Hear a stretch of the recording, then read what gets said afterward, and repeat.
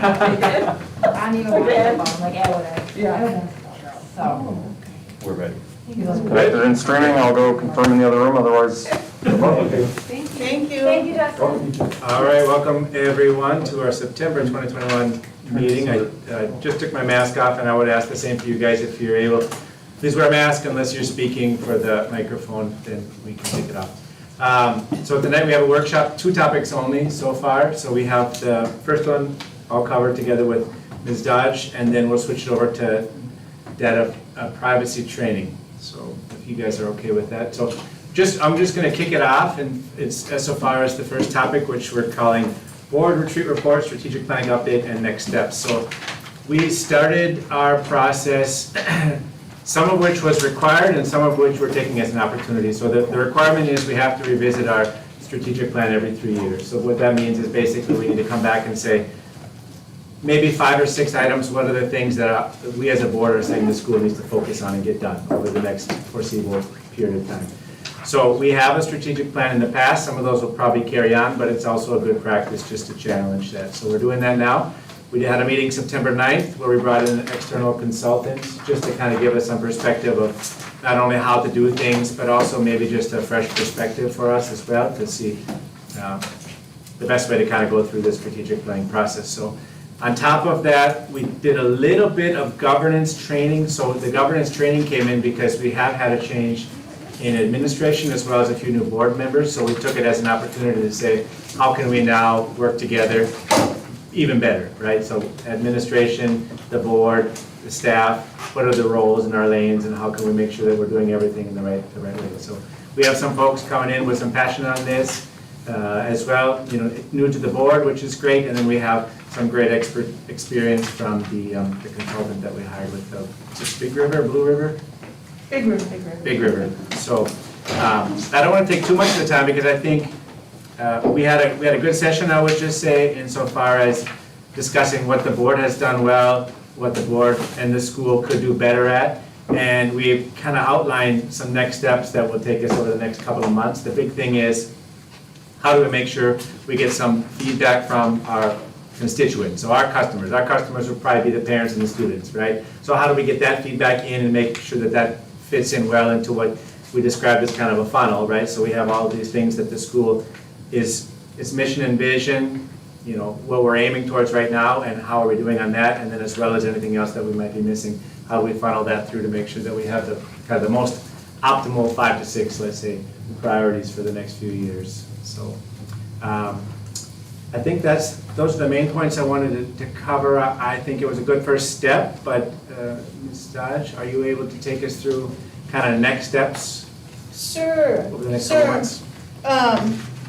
And thank you, Dan, and you described the retreat well. I think that our consultant put us through a process that you'll find on the second page of your skinnier handout. This is the workshop handout, where those of us who were present, only one of us couldn't attend, sat down and came up with, things in these 4 different quadrants on page 2, and this is sort of a summary, and this is the same kind of process that will be used when we conduct some stakeholder input for our strategic planning. So it's kind of nice to have the practice, and really, on the next page, on page 3 and 4,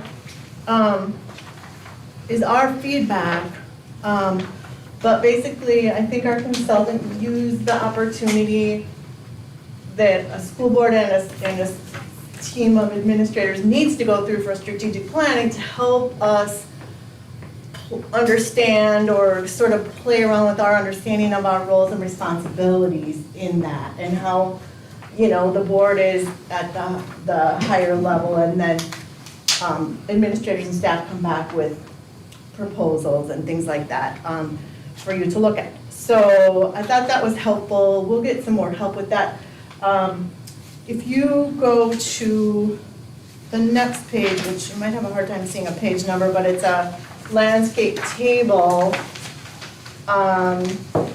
This is my attempt to do what Bruce actually asked us to do, which is propose a strategic planning process and timeline And I looped back with him and got clarification on the board's role.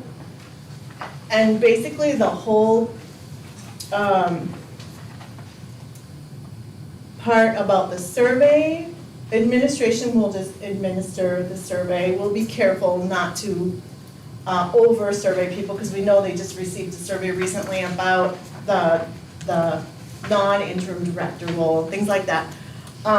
So we'll space it out a little bit, but we're actually thinking about getting the survey out to stakeholders next week.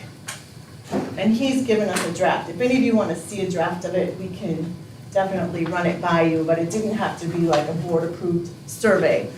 Then administrators, so I've roped in Drs. Olson and Hinton to help me conduct stakeholder groups, and I'm proposing that we do those starting in the week, just do them in the week of October 12th. What this means is I'll probably ask board members to each maybe take one, or we won't even need all of you. We need a board member to introduce the stakeholder event, stakeholder input event, which will be run like a large focus group. And then all you have to do is say, thanks for being here, really appreciate your input, I'm out of here, basically. So it's really a nice, easy role for you. And so I'll get something out to you to sign up if you can. It would be great to have a student. I'm working with Lisa Anderson to maybe come up with some students who would help us facilitate student focus groups too. I think that would be nice. But what you'll see also in this draft timeline that I just want to share with you tonight is that we're folding in the strategic planning required by the state of Minnesota, which is called World's Best Workforce, right into this process, so it's a comprehensive planning process. And then kind of along with this goes input from stakeholders that's required to allow us to get access to any COVID funding. They have a requirement to get input from stakeholders on how kids and people were affected by COVID. So we want to make sure to fold that into this process too, so it's comprehensive, and so we know we're meeting student needs moving forward along with setting goals. So some, school boards that are maybe ahead of us or even from last year, introspective, have added some goals around social emotional learning or whatever. So it comes from the data on how kids are doing. So anyway, I won't go any further except to say that the World's Best Workforce report is due December 15th to MDE. So I have drafted steps to do a comprehensive planning process that will have us be done with that, and we would bring you a draft of the World's Best Workforce report and plan November 15th, and then if we need to, we have approval time. We have 2 board meetings before it's due. I was going to say, does that meet our November board meeting? November 15th, we will have some drafts to bring you, and then the December 13th board meeting, Okay. which is early because of Christmas or the winter holidays, that would be last minute opportunity to approve then and still get in under the wire. The other thing is, we're trying to line up with the full-time director search, right? So Right. if anything were to change there. Back to the idea that you were talking about at the beginning, the early input from stakeholders is to make sure that we've got our mission and vision correct. And then if you think about that funnel, it's more down in the weeds of how we get there that we might have some changes potentially. So we want to be open, but we also want to know that people are pretty proud of our mission and vision, and kind of like if it ain't broke, don't fix it sort of an approach. So as long as we all understand that where the work and the change might happen, might come in those lower steps in the funnel, then that can all work out, I think. So, and yes, we'll get that information in a timely manner for the director search.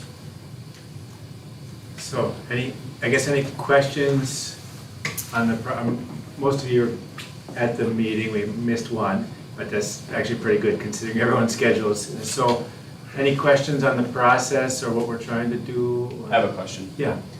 So World's Best Workforce, is that kind of the container for the strategic planning process? Or, I know it's kind of part of and kind of rolled into the strategic planning process, but do you feel like the things that will come out of the world's best workforce would be sufficient for a strategic plan?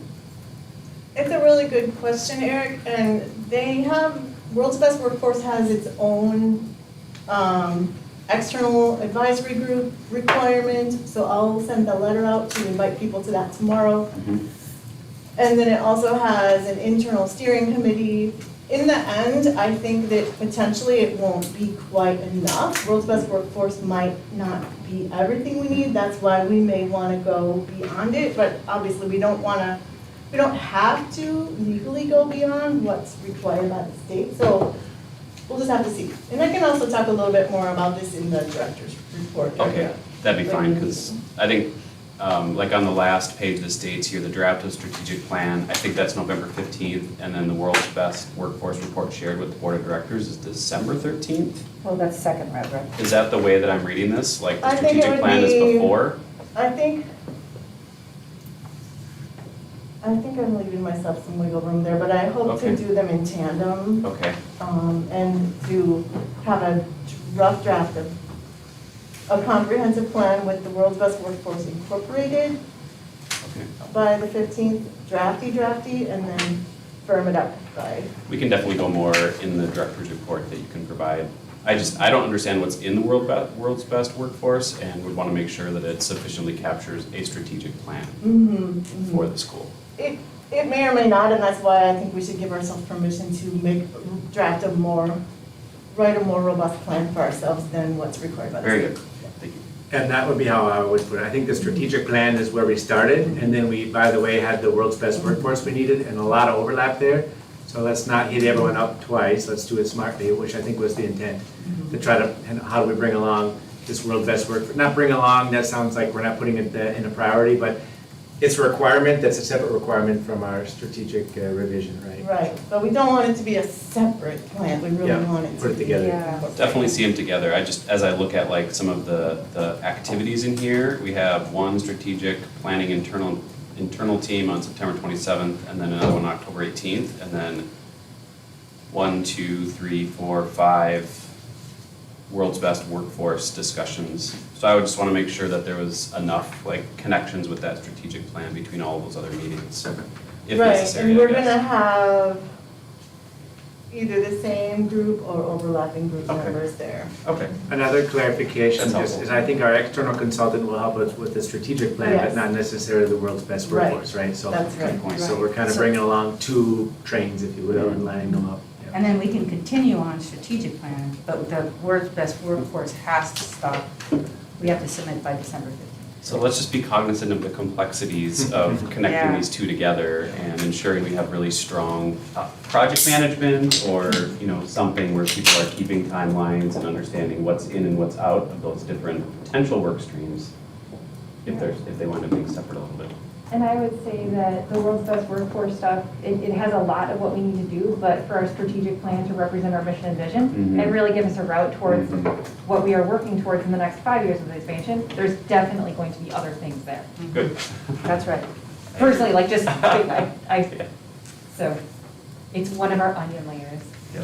Very good. Good question and clarification. Anyone else? Other questions? Go ahead, Jeff. So one question, just to make sure on the differences between the survey and the focus group. So what are we trying to get at with one and then the other in terms of question? You don't have to reread every question that he suggested, but just to get a feel for what the difference is between the two. Sure.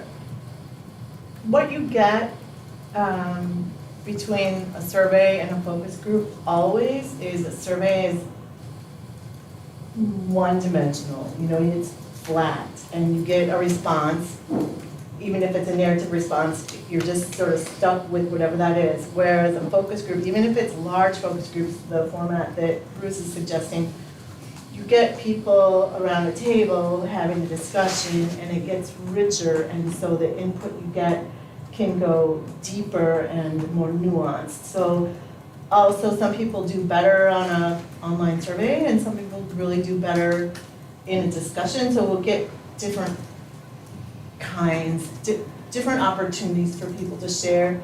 The information should be, have the same kind of broad themes, just different nuances, I think, from the focus groups than from the survey.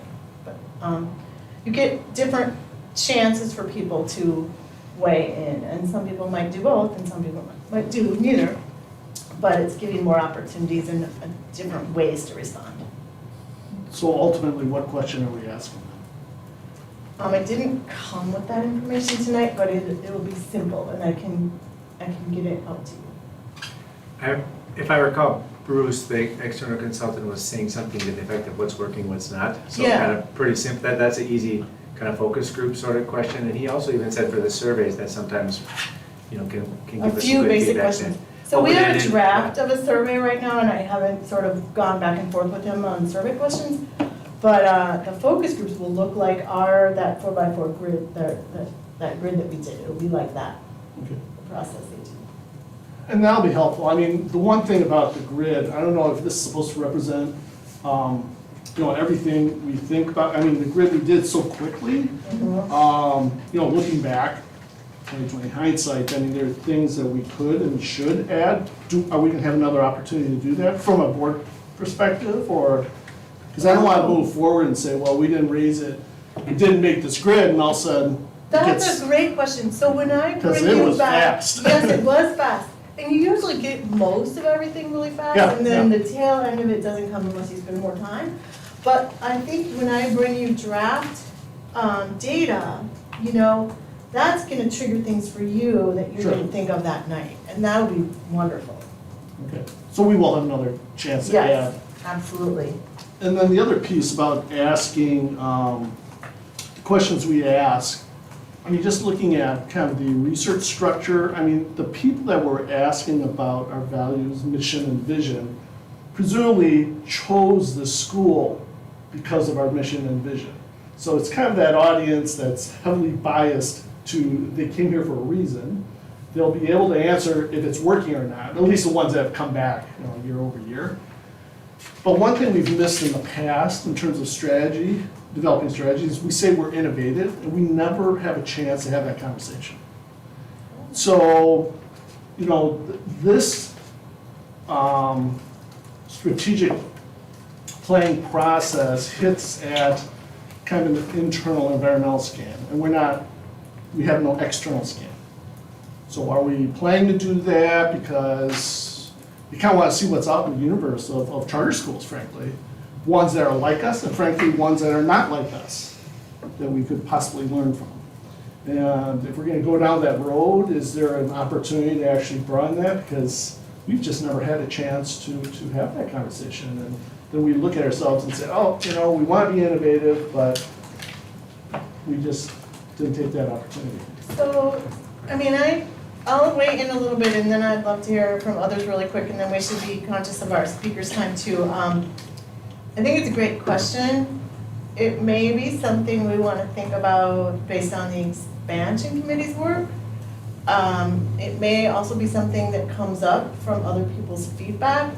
One of the things that we need to keep in mind is how will we grow if, to double our size. And maybe some of those questions about innovation are part of our strategy. I don't know, I think that's great, and that could come out of this process as a longer term strategy.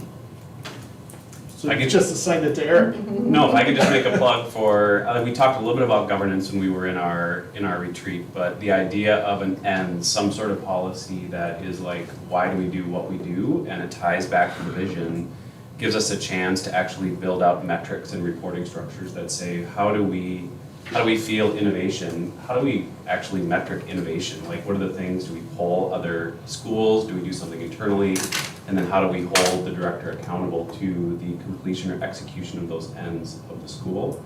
I think that'd be a fabulous conversation as a part of what does governance versus execution, like those two things come together? And how do we as a board hold the director accountable to that work?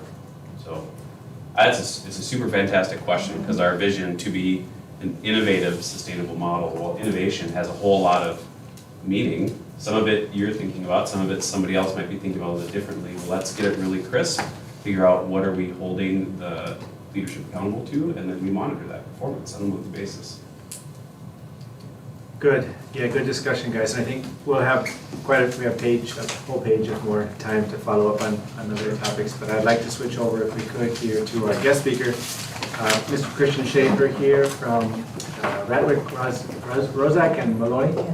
Radwick, Rozak and Malloy, yep. Yeah, and we have topic of data privacy, and I appreciate you coming, because that was a tough one for us to kind of nail down, so thanks for coming in, and you've got until, basically about 6 o'clock. Have not opted into this conversation yet.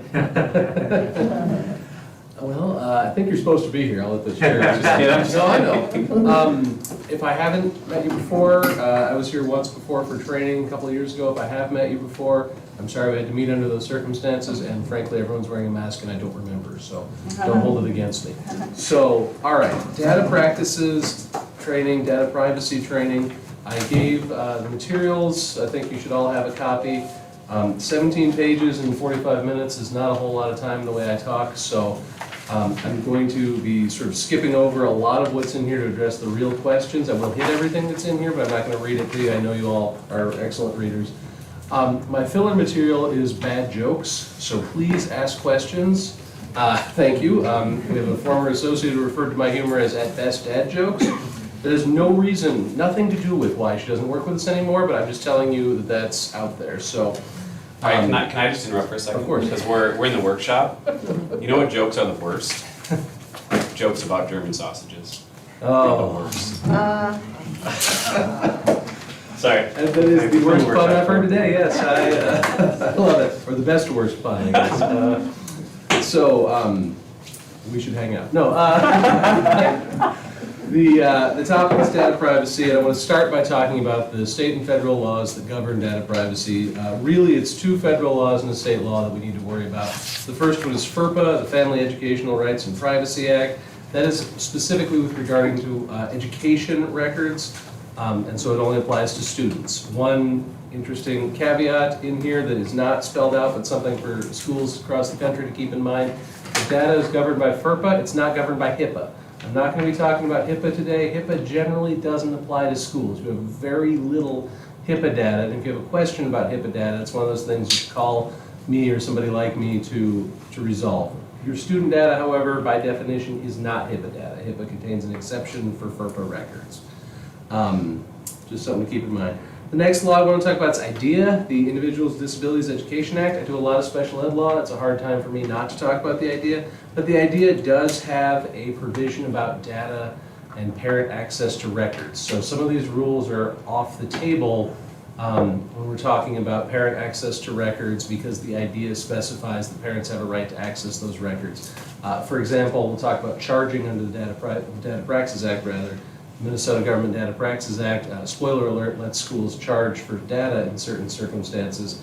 Under IDEA, if the parent wouldn't be able to access that data if they had to pay the fee, if it was too much for them, in other words, then you cannot impose that charge because they have a federal right to access that data. So just things like that. So like so many other things that a school has to deal with or address, if it involves a special education student, the rules are slightly different. So just a nuance there to keep in mind. The major law, though, that we talk about when we talk about data practices is the Minnesota Government Data Practices Act, the NGDPA. It is a comprehensive state law. It covers not only student records, but personnel data, and basically every piece of information that the school obtains. And that's the definition there on page 2 of the materials. Government data is a term defined as all data collected, created, received, maintained, or disseminated by any, and then there's a laundry list, including political subdivisions, and there's a provision in Chapter 123A that requires you to follow the Data Practices Act as a charter school, so you're governed by it as well. It has to be a physical record. Your mental impressions are not government data. It's also called Keyser data, or Keyser information after the name of the case in the materials there. So it has to be recorded, but it can be recorded in any form. And it doesn't matter where it's stored. An important thing for school board members across the state that I get a lot of questions about, it doesn't matter if it's in your personal email address, it doesn't matter if it's in your Math and Science Academy email address, it doesn't matter if it was texted to you. If you received it, created it, etc., in your official capacity as a school board member, that is to say it relates to your business with the school, it's government data. your text message with a community member about, hey, how the Packers going to do tonight. I'm from Detroit, so I'm sorry I can't root for you. On the other hand, I understand completely when you devastate my team. It's okay, we've been bad my entire life. That would not be government data. You're just chatting about football. A community member sends you a text message as your role in the board member and says, hey, what's this on the agenda for tonight's meeting? Who is this Christian guy? Why are you bringing in somebody to talk about Data Practices Act? As trivial as it sounds, not to be too self-deprecating, that's about your role in the board. That is government data. And we'll talk about later accessing and responding to requests for government data. Just remember that that would include those kinds of text messages. And in the world of people being angry about everything somebody seems to say about COVID-19, I have a lot of schools who are getting requests for data related to COVID-19, and they're directed at school board members. And those requests do have to be answered by those schools and school districts because that is government data. It doesn't matter if it was the personal Gmail account or the text message. If it was something about COVID-19 policy, that is public data. And we'll talk about public-private data in just a minute. So it just, again, doesn't matter how you got it, but if it's in your role as a school board representative or for the teachers on the board and your role as a teacher also, of course, then that is government data that you need to remember falls into the category of government data and how it gets dealt with later. Last point on here on page 2 that I want to just hit on very quickly, nothing in the Data Practices Act requires government entities, including charter schools, to create data to respond to a request. And that is something that gets overlooked a lot. I dealt with it today, in fact. You get a lot of requests, especially in custody situations. I want your social worker to, or your case manager to report every time that, and I always call people Billy and Susie, so I apologize. I didn't see everyone's name tag. If that hits anyone in the room, I'm not trying to call you out, I promise. So, if, for example, a parent says, Billy, I want a report of every time Billy sees his mother, how he's doing, what he's wearing, did he come to school in the same clothes, that kind of thing. The answer is no, we don't have to do that as a school. If the court orders it, that's one thing, but if a parent is just asking, you don't have to. The request I got today was from a school district as a former student who's in another district, and that district asked the former district to participate in a special ed evaluation. Hey, will your staff fill out the BASC questionnaires for behavior evaluation? No, we don't have to create data. If you want to be friendly with the other school district, sure, but you don't have to. And in this case, there were reasons why it maybe not was a good idea. So just, it comes up all the time. You don't have to answer community questions, especially if they're about COVID and are kind of pointy. You just give data in response to it. Now, of course, you want to answer a lot of community questions. I get that. But the board should have a point of contact for that kind of thing. And in any event, you don't need to create data or have staff create data. There are effectively 3 kinds of data under the Data Practices Act: public data, private data, and confidential data. Very little data is confidential. I hear that a lot. Keep this confidential. No, it's private data. That's not just me being pedantic, but it has a distinction. Confidential data is data that are A, not public, and B, not available to the data subject. For example, one that comes up in schools a lot is the identity of a person who reports maltreatment.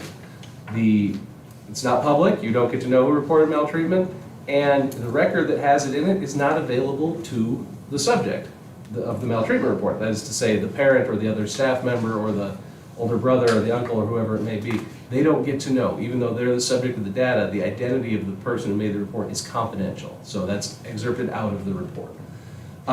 Private data is the majority of where the issues lie in the Data Practices Act. We're going to talk about different kinds of private data today, but data is private if it is not public and the subject can access it. That's the difference between private and confidential data. Most data that you receive is public data. Data is presumed in Minnesota to be public unless there is an exception. The first big exception the materials cover is educational data. Everything I just said about data presumed to be public, flip that for educational data. Educational data are presumed to be private, unless there is an exception. Educational data, I think, is probably an obvious enough, and I said I wouldn't read, but it's any data you have because somebody is or was a student here. Parent data is also classified as educational data. There's a specific subdivision that deals with parents specifically. So parent data is private unless it's some of the data specifically mentioned is public. And I get that a lot in custody disputes again. Can I have mom's new or dad's new home address? No, unless the directory information policy catches it, and I'm sorry, I'm jumping all over the map, but data about parents is private data. Even if the parent would be, in this case, say dad's asking about mom, would be entitled to a record about student, they're not entitled to that data about the parent unless it's public data otherwise. So, one of the big exceptions to data, student data or educational data being private is if it would be otherwise released under FERPA. So it circles back into FERPA. Because as a state law, you can't trump a federal law, so it has to reference FERPA. So, got the definitions here.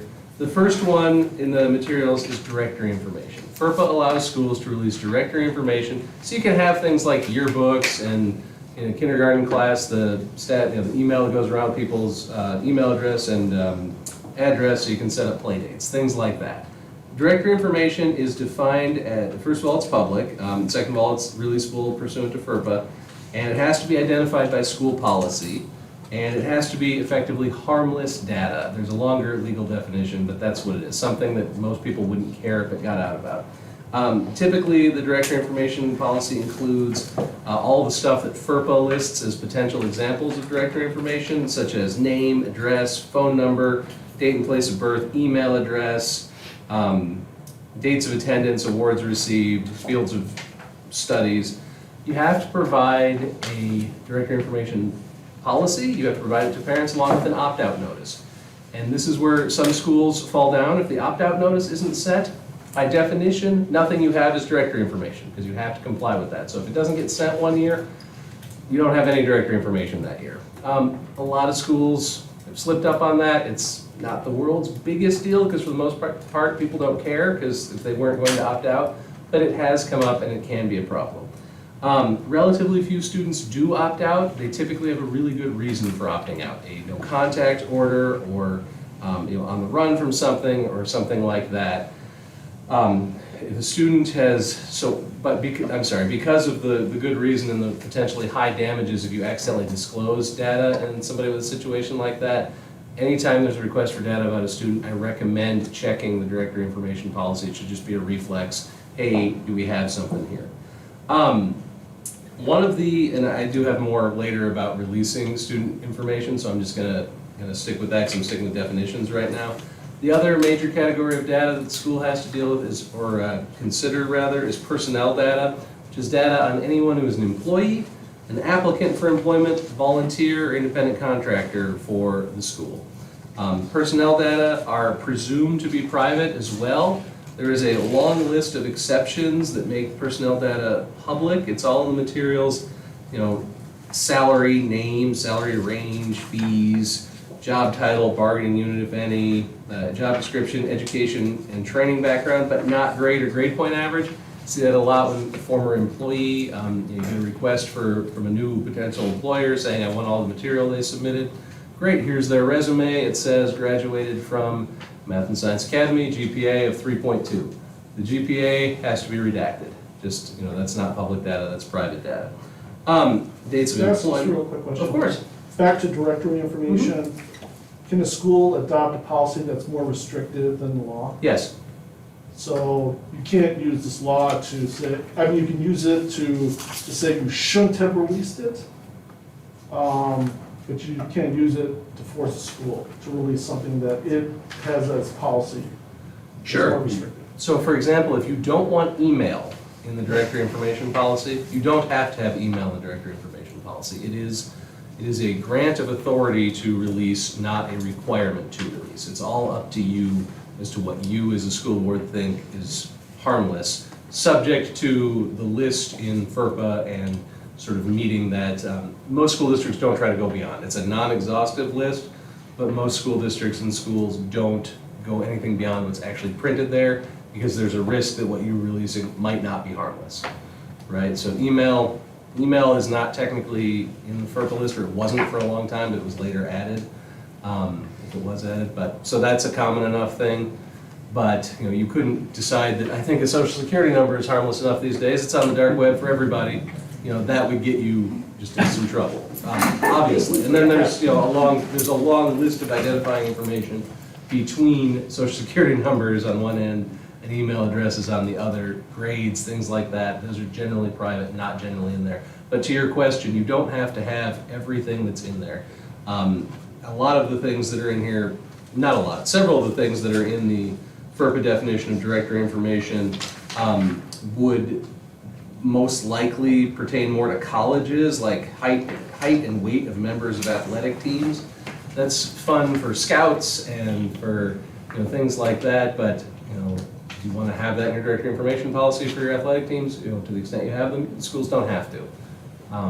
So it's, yeah, I think I answered. I think I'm beating a dead horse now. Yeah, no, actually, and how about photos, Photos. student photos? Student photo is an example of directory information. It's, again, what allows yearbooks to do and photo directories if you have one of those, but it does need to be listed. If it's not listed, a photo is private unless it's a photo of somebody in a public space. So if you take a photo of, and I pick on sports teams, but you know, if you take a photo of a football game, everyone who's in the photo, that's fine, but you can't go through the school and just start snapping pictures of kids and put that on a website or something without a release because it's private data. Unless you already have directory information that, you know, and I'm sorry, the snapping pictures of kids has a lot more to it than just their picture, but if if you have people lined up at a whiteboard and there's nothing else there, you could put that on the website as public, as directory information, but if it reveals anything else, you have a potential issue. So, are there specific photos you're thinking about?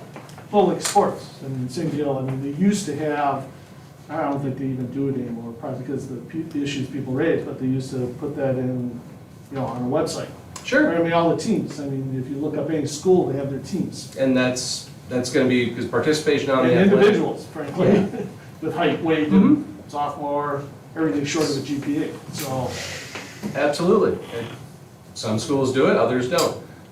The reason I say to be cautious about photos is that photos sometimes reveal a lot more than what would be directory information.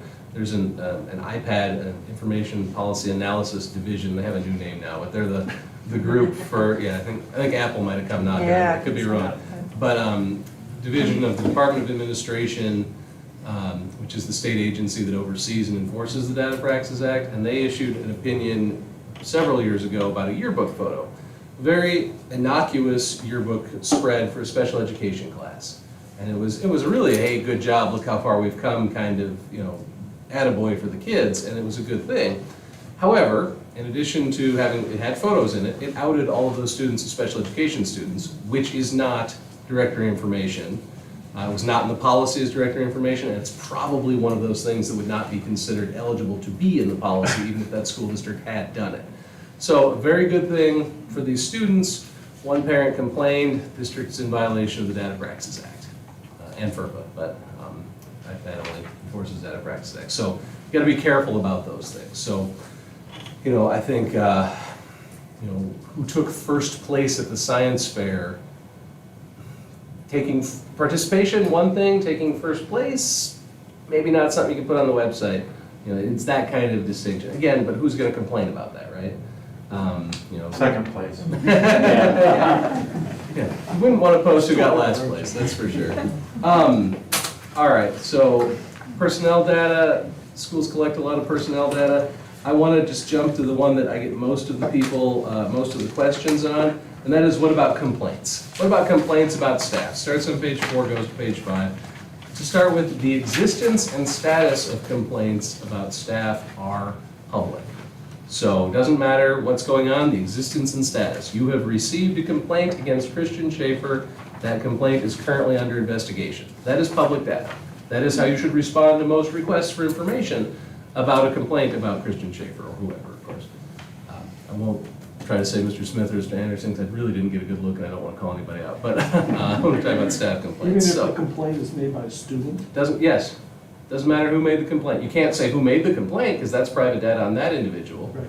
But instead of saying Billy made a complaint against Christian, it's there was A complaint. Yep, Yes. we received a complaint against Christian Schaefer, and then the status. The matter is under investigation, the matter is closed, something to that effect. The matter is still open. You know, there's not a lot you can say to that. No matter how incendiary or how much you want to respond to the complaint, that's all that's public unless and until there is a final disposition of a disciplinary action. And that means that it's, simply put, that it's over. The school board has, if it's a school board decision to fire somebody, for example, that's the final disposition. If it is something that the director has the authority to do on her own, suspension, reprimand, whatever it may be, then when that happens, regardless of the possibility of appeal to the school board, that's a final disposition of disciplinary action. When that happens, the data, the specific basis for the disciplinary action along with data documenting the basis of the disciplinary action do become public, excluding data that would otherwise be private, like confidential employee sources, names of special education children, things like that. So if hypothetically a student made a complaint against Christian, and hypothetically you found it to have merit, and you reprimanded me, suspended me, fired me, whatever it may be, then the termination letter, all of the interview notes, everything, the reason for whatever it was, do become public, excluding some of those other things. So I get a lot of questions on this in the Title IX day and age. What about sexual harassment complaints? Title IX has its own rules about data about sexual harassment complaints in process, but when it's final, when there is a disciplinary action, that would become public. So until then, however, the fact that there's a pending even Title IX complaint against me, only thing that you can say is that we have received a complaint, matters under investigation. The parties to an investigation under Title IX get their own notices, and those are an exception to all the laws I'm talking about today, but it doesn't become public. It can't be put on the website or sent to the Star Tribune or whoever, or responding to a witness who wants to know what's going on, whatever it may be. So it's still private data. The terms of a buyout agreement or a settlement agreement arising out of dispute, those are going to be public. If there's a resignation at the public official exception on page 6, a resignation by your director, your principal, any cabinet level staff basically who would be considered similar to a business manager, HR director, athletic director, chief financial officer, etc. If they resign while the investigation is pending or are terminated while it's pending, or if they settle any claims, then everything becomes public as well. So that was built into the Data Practices Act to prevent the private buyout agreements. We're gonna not investigate you, superintendent, principal, whatever, for some horrible thing. Instead, we're gonna just buy you out. Nobody's ever gonna know what the horrible thing might be. So that's part of the sunshine law, they call it, built into the sunshine. That's what they get to see. So employee medical status, medical leave can be disclosed. The reason for that cannot be disclosed. Christian is out on leave, not Christian has COVID and is quarantined. Now, hypothetically, you might see Christian in 2 weeks, might tell people something, they could infer something in today's day and age, but Christian's having his appendix out, Christian broke his leg, none of that stuff. They see me in a cast, it's obvious, but you can't say. And again, if the person, technically you need a release, written release to disclose any of this, but if the person says, hey, I want staff to know that I want my kids to know I was in a car accident, and I'll be back. There's probably not a lot of damages there, but you need to get that release because the reason they're out, I was injured in a car accident, is technically private data. So just be careful. And for all of you wear so many different hats, your teachers, your parents, your community members, you get a lot of questions, and it has to be the board hat that answers. And for teachers, the teacher and the board hat mean the same thing in the Data Practices Act, I guess, but you're all official representatives of the district, I'm sorry, of the academy. Yeah. A question on the medical status. So the COVID, vaccine or not question comes up a lot, and I've heard folks say, hey, it's not a protected class. You're able to ask that question, but sometimes people are saying, like, I know we'll discuss it tonight. How many of the staff are vaccinated? How many of the students are vaccinated? How do we handle those sorts of questions? So raw numbers don't identify anybody until they do, of course. If you have four math teachers in one grade and you say that 3 of them are, and everyone already knows who the 4th one is, that may disclose it. What about 100%? If I say 100%, then 100% is the question. It may technically disclose that somebody, is vaccinated, which is medical information on them that they should not be disclosing or should not be disclosed. I think, on the other hand, I'm not sure anybody really cares. So there's a low damages potential unless somebody does. Districts and schools that do that, that have 100%, good for you, first of all, if 100% is the answer. And for anyone wondering if you're sitting too close to me, I also am vaccinated. I will freely disclose that. So we'll do almost within arm's reach. How do you answer that question too with the protected class? Like, there's a number of protected classes that you're not able to ask about, but vaccination status is not yet one of them. It's not protected class in the sense, I think of it meaning something that you could sue for discrimination on. Yeah. It's private data to the extent, so the answer is to the extent that it would identify any particular employee's medical information, that is private data that cannot be disclosed. Now, that doesn't mean you can't ask. Schools can ask employees for private data. You have to give a 10-cent warning first that explains the reason you're asking, what's going to happen to the data, the consequences of refusal to answer, and how the data is going to be stored, basically. But you certainly can ask staff, have you been vaccinated? They don't have to answer. There's, requiring the staff to disclose that is a sort of a sticky wicket. Most schools, instead of saying, hey, you have to tell me, offer some carrot. So you'll be quarantined less, or you will won't have to wear a mask or whatever it may be, if you voluntarily tell me. The reason protected class gets lumped into discussions of COVID is it may reveal protected class. So if I were not vaccinated, there's two potential reasons that come to mind. One, I may have a disability, prevents me from being vaccinated, clotting disorder, allergies to the ingredients, something like that, or I may have a religious exemption against, religious grounds for not getting vaccinated. Christian Scientists, for example, don't get vaccinated. So if you're forcing me to disclose information that may reveal protected class information, that puts the school in a more precarious situation, because once you know about protected class information, you can't treat somebody differently on the basis of that protected class, not running afoul of anti-discrimination laws. So that's where it gets and gets sort of blurred. And some people, that's why we have exceptions to masking requirements and vaccine requirements for people with disabilities that couldn't do it. Hey, you have to be vaccinated. Sorry, I can't get vaccinated because of my clotting disorder. Okay, then here's your exception to our policy, that kind of thing. So we were getting a little far afield from data practice. I'm sorry, I told you I'd let you go by 6. But this is way more interesting than data practice. Very interesting.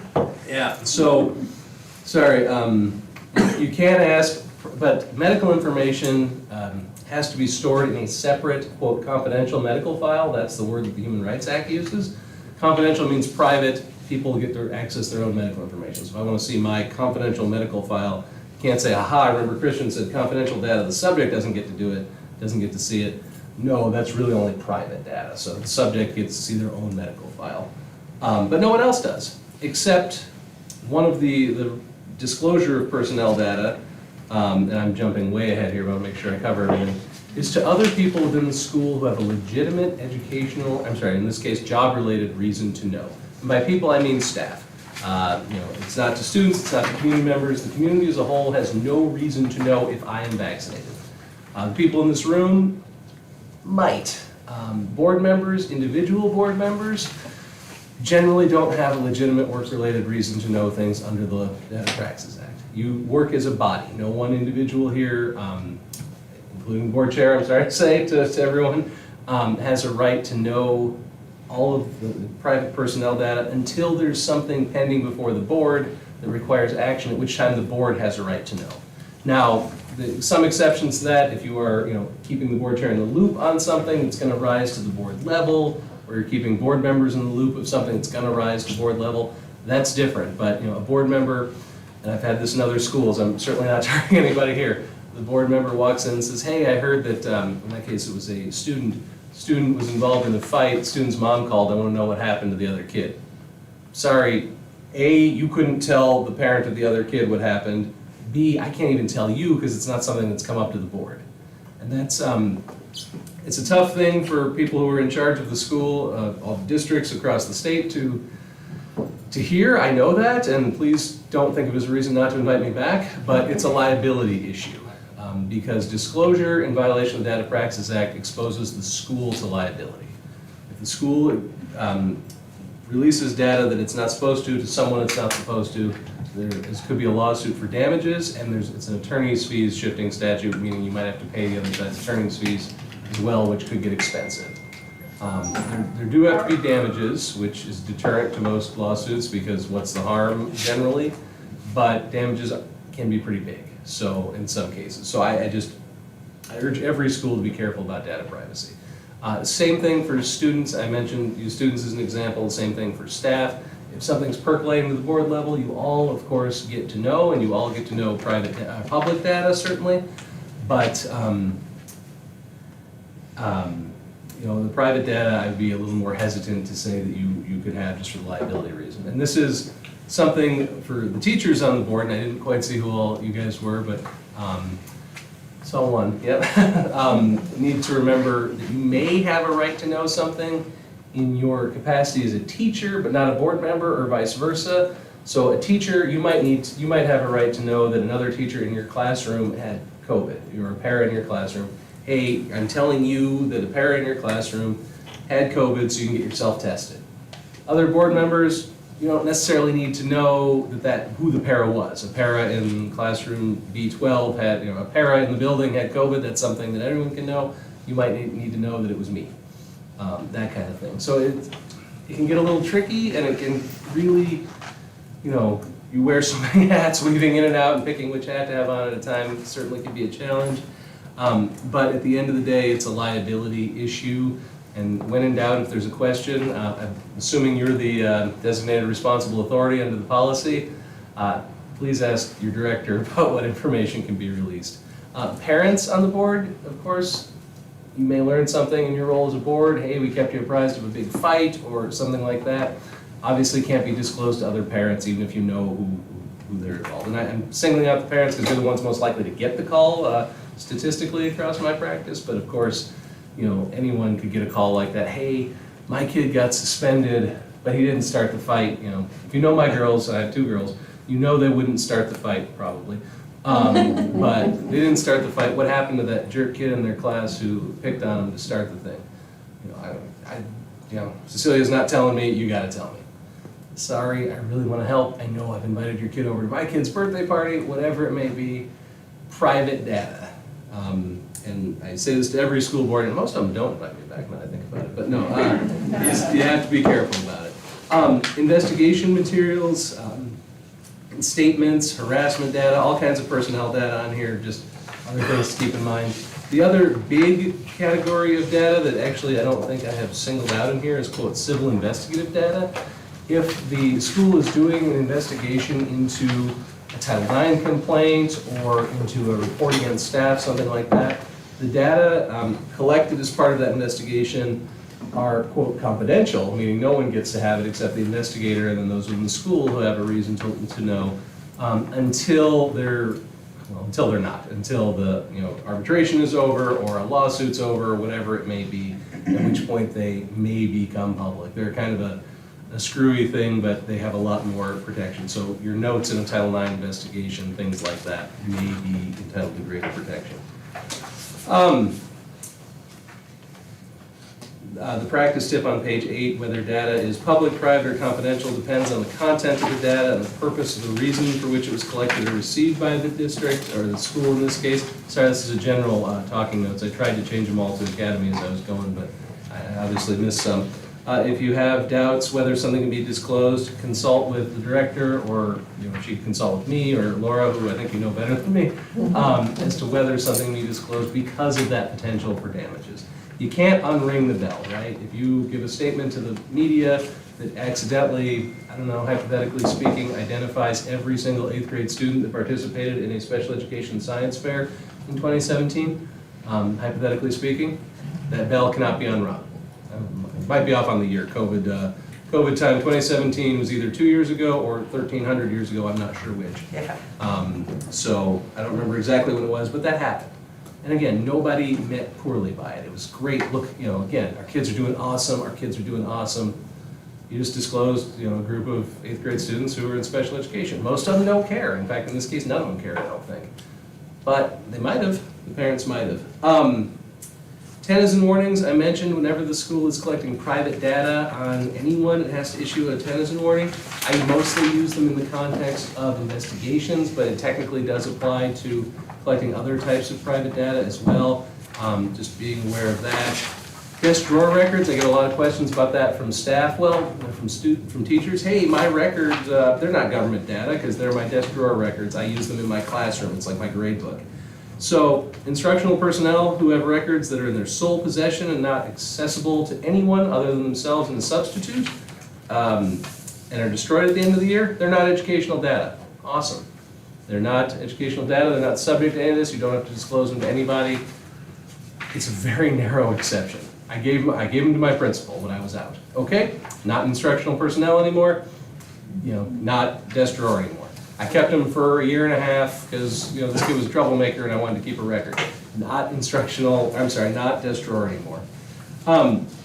Some major, when disclosure of educational data is permitted, again, very limited. Request of the student subject to the data, informed consent of the student or parents. If the student's over 18, it can be the student.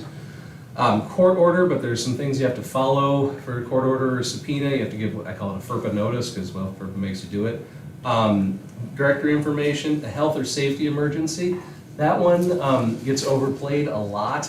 The example I used to use is law enforcement, but we'll use COVID as the example. It's not a health or safety emergency necessitating that you say Billy was the person who was infected. It's a student in your class was the person who was infected, or a student in the building who you may have come in contact with. It's not Billy or Susie or Christian or whomever. There's a case, or not a case, an opinion from the Federal Privacy Office that interprets FERPA from years ago, but it was talking, the state had requested records of vaccinations for, let's say, mumps or something like that because of an outbreak, and this was in Texas, I think. And they gave it to the state, and the federal privacy office said, no, that's not a health or safety emergency. That was record keeping after the fact. It has to be to prevent harm in a health or safety emergency. So to know that somebody was the person who was the source of it, probably not necessary to prevent harm. I use law enforcement as an example because I get a lot of that. Hey, can we tell the student ran off and is out in the neighborhood somewhere, can we tell law enforcement, who the student's friends are and or what the student's grades are, or what class he has next, things like that. How's that relevant, right? Can we tell, or the law enforcement comes in and asks, hey, we think Billy is in a gang, can we have a list of all of his discipline that may be related to selling drugs or something? Are you out looking for Billy right now? And you need to know his known associates because he's threatened to hurt somebody. In that case, maybe. If you're just looking for this to prosecute your case, no, get a subpoena and come back. That kind of thing. It's a very narrow exception. Law enforcement, again, in general, does not have a right to private data. Subpoena, yes. Search warrant is a court order, yes, as long as FERPA is complied with. Support the police with, very much like schools to have a good relationship with the police because it makes everybody's, job a whole lot easier.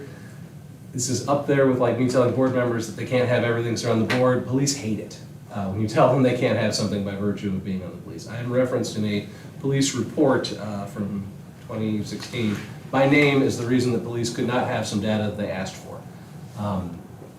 I was right, and the county attorney agreed with me, so it worked out. But it's not something that comes easy to a lot of schools. Somebody comes in with a badge and says, "Hey, I need all this private data." You want to be cooperative, you want to hand it over, but it's a violation of state and federal law if it's a student to hand over private educational records without a release or this emergency or one of these exceptions.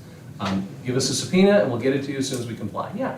Quick question. So what if it is in the reverse when there's, say a student had left the campus and the student did have something that might be triggered by sudden appearance of law enforcement? So if they had post-traumatic stress disorder, if the way that they were evidencing where they are on an autism spectrum, having somebody approach unfamiliar body language, those kinds of things, can the school disclose how to approach the student? The school can give some tips. I think that actually is a health or safety emergency. If you're calling police to go after a student who's eloped, that's a safety emergency. And cluing the police in how to best approach the student, I think would be fine. I wouldn't necessarily tell them why. That may be the bridge too far, but it might not in this case. It's all case by case, fact by fact. Absolutely, that's one of those things I think you'd be okay on.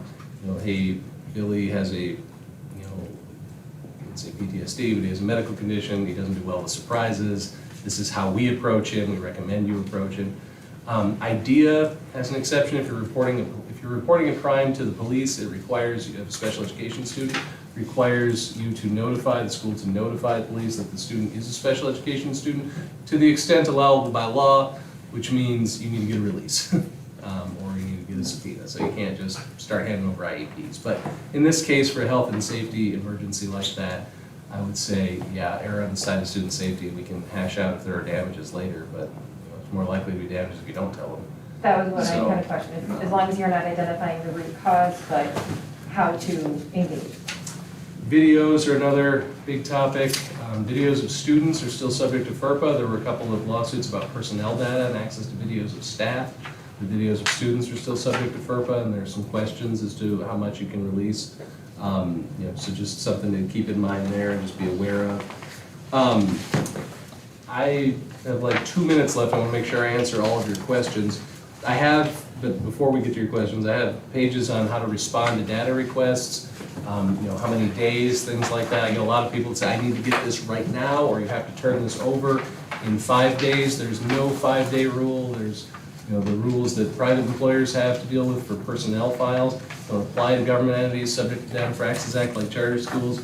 So for a request from an individual, you have to comply immediately, or if immediately is not possible, you have 10 days excluding weekends and legal holidays. It doesn't exclude summer break, it doesn't exclude the 4 extra days around the winter holidays, excludes the 2 days though. Christmas Day and New Year's Day are excluded, but as is Thanksgiving and other legal holidays. And it's for requests for public data, you have a, quote, reasonable amount of time, which depends on the request. Something you can send over right away, make available right away, reasonable amount might be an hour. If it's a lot of stuff about all your COVID-19 deliberations, it might be weeks to pull those emails. So, some information about safeguarding in here, that's sort of a niche area. Records retention, do you know if the school has a records retention schedule approved? I'm pretty sure we don't, and we need one. You need one. That should be in your operational list of things to do. Technically, schools cannot, and charter schools included, cannot dispose of any records, any government records, without following a records retention schedule. It is technically a crime, not just unlawful, but illegal to dispose of government records outside of a records retention schedule. A lot of schools, school districts, old established schools, new startup schools, across the board, a lot of schools struggle with this. Get it done as quickly as possible. I'm not aware of anybody going to jail or paying a civil fine for following your email deletion protocol in the absence of a records retention schedule, but it wouldn't be the first time, I guess, and you want to be the first time, so just make sure it gets done. So with that, it is 6 o'clock. Do you have any questions? I'm sorry I overspoke for a little bit, but. How about personal notes taken during a board meeting? Sure. If they are, Open and closed. if they are about the official subject of the meeting and not just doodles or reminder to pick up your laundry on the way home, whatever it may be, they are government data. And they are then subject to the Data Practices Act. So if you keep them, then they are discoverable through the Data Practices Act. If you took notes about me specifically, you don't like my tie, whatever it may be, and I ask for all data about me, and you have those data in your possession as a board member, then that is something I can get from you. So I think one just war story in this, it has nothing to do with the board member, but I had a due process hearing, a special education hearing years and years ago, and it was looking like it was going pretty well until I got the emails, because the parent requested the emails. Certain parent advocates and lawyers always start with, I want all communications about my client and her child, or his child. We got the list, I was starting to go through and redact and do what I have to do to respond to that, and there was a venting email sent obviously in a personal capacity, just saying that mom was, and it starts with words that I won't use in a school and ends with words I won't use anywhere. There were racial slurs in there, it was nasty. And that was data on mom that mom got to have. So my case went from great, because the person who sent it happened to be my rock star case manager who just loved the child and got along with the parent so well and was going to be the best person in my case, to my case is sunk and I have to settle this because my case manager's going to get destroyed. So personal email, personal notes, you want to write, gosh, this presenter is so boring, he is such a jerk, he's a pathetic, whatever. How dare he tell me this? That's fine, but if the person asks for it, they get to have it. Now, you don't have to hang on to it forever. Government records for the records retention schedule only mean, official business. But once there is a request for data, you can't go and suddenly lose it or shred it. So if you have it up until the request is made, you have to turn it over even if you want to destroy it later. Very good. Any other questions? For the sake of a break, I better give call it here, but thanks so much for coming in. I think we could probably have you come back and do another 45 minutes. Yeah, definitely, really interesting. It's certainly Super fascinating. been drawn on about it forever. It's been one of the big questions that I've gone through as the board chair is when people send an email, can I even give that, right? You want to help, but can I? So thank you so much Of course. for that. And, Thank you. Thank you. It's great to be back and see all of you again if it's the second time, but enjoy the rest of the year and let me know if there's anything else we can do for you. Thank you. Thank you. all right, for those watching at home, then we'll put it on mute for 10 minutes or so. We'll come back close to 6:15. Yep. Thank you.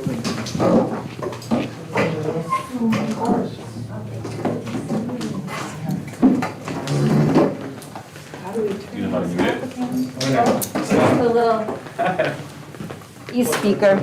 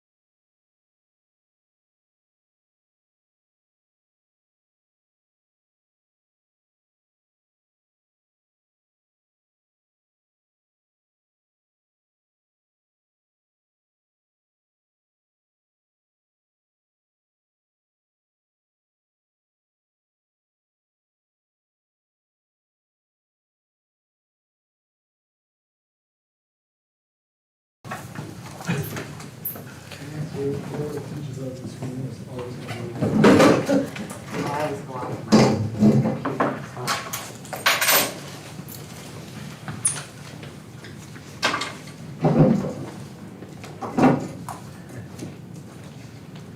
right, welcome everyone, those here in attendance as well as those watching remotely.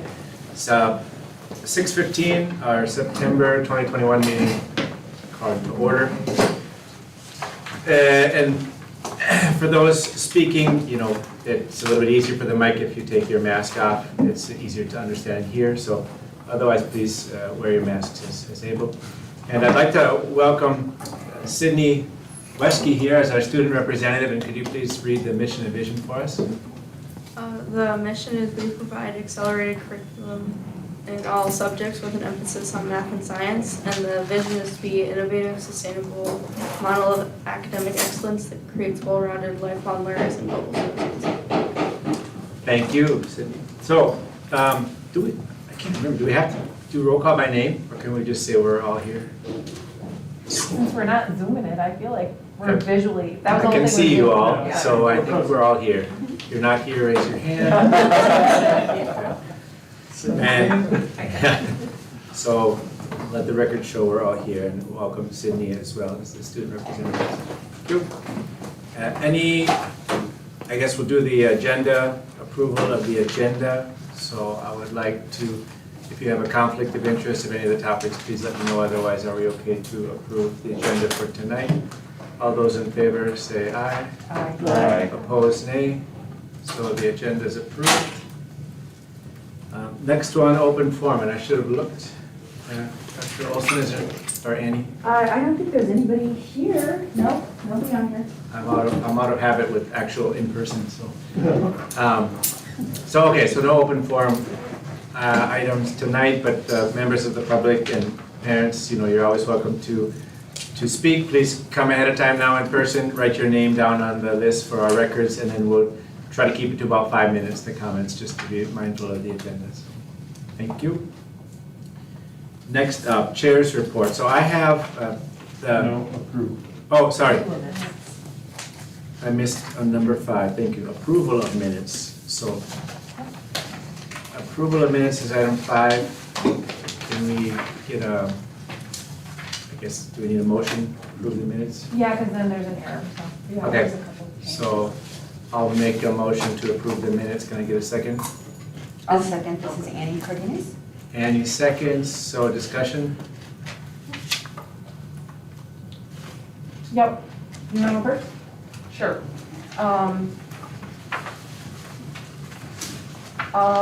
There was an error under committee reports. Say instead of Mrs. Dodge getting the number of executive assistants down from 5 to 4, please change the executive assistants to administrative support staff. So I will do that. And then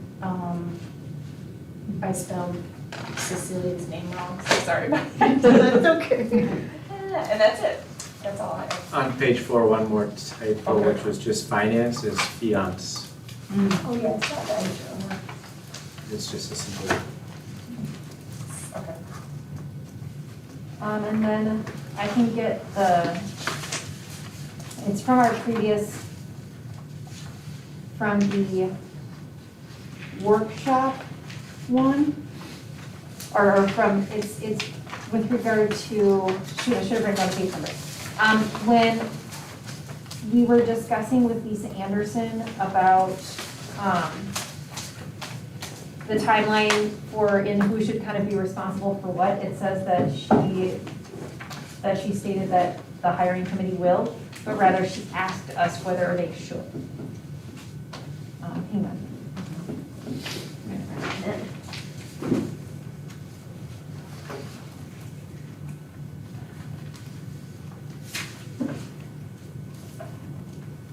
Bring on page 3. Sorry. Bring workshop or? No.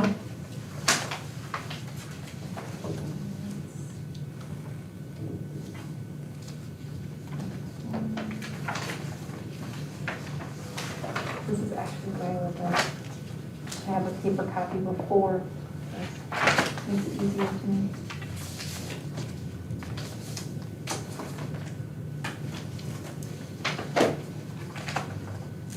Okay, I can do it. Is it for this president? Mm-mm. Will be another election, but that date, no? No, I can find it for you if you just give me a sec. I can just write it down. But there's a notation in there where it mentioned that Lisa Anderson stated that he hired, the director search committee will bring forth like the timeline and those other things for us, and she was asking whether they should, and we had agreed yes. Okay. So it was a discussion rather than kind of like a. Okay. Any other catches? Yeah. Okay, can we put it to a vote to approve with the changes mentioned? All those in favor, say aye. Aye. Opposed? So, thank you, good catches. So, now I'll switch to the chair's report. I just want to mention, first off, we have an external investigation going on. That investigation is still ongoing. We still treat that with incredible, importance. I'm getting regular updates, and so as soon as I'm able, and we're able to provide any information, like you heard from the data privacy earlier, we will share what we can. So that's still going and making progress. The other things I would say is we have done a session September 9th, so most all the board, we missed only one member, which I think is quite good. We did a session on governance and strategic planning, so the governance bit was kind of a preview of how do we set ourselves up in terms of the board, administration, and staff, trying to make sure we understand the lanes that we're trying to work together, we don't overstep, and we can work together more cleanly and closely. The other thing we're working on is our strategic plan needs to be updated every 3 years. So we have an external consultant that's kind of helping to provide us with some framework on how to go about doing that. One of the nice things with that framework is trying to get some of the constituent feedback, from the outside in, so that would be parents, that would be students, as well as staff, providing feedback into us as our customers, if you will, and then we will trickle that down through the funnel process that this external consultant is helping us with to try to get down to a manageable 5 or 6 sort of priorities. So we all probably have in our mind what those priorities could or should be, but it's nice to work together and kind of say, yep, this is it. Some of them maybe are old ones that we had from before, may are carried through because they're not done, and then we may add a few new ones as things have changed. So I think that's more or less what I wanted to make sure we covered with you guys from the board chair. The next up was Executive Director, Ms. Dodge. Can you take us through your update, please? I can. I put a multi-page document in the packet here, but I won't cover everything out loud. But I wanted to share a few back-to-school highlights, and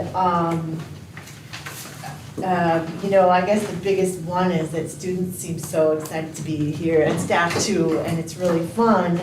And our sports teams are really back in full force, which I think is amazing, especially because Dr. Hinton's so new at this and she's doing an awesome job of getting things going.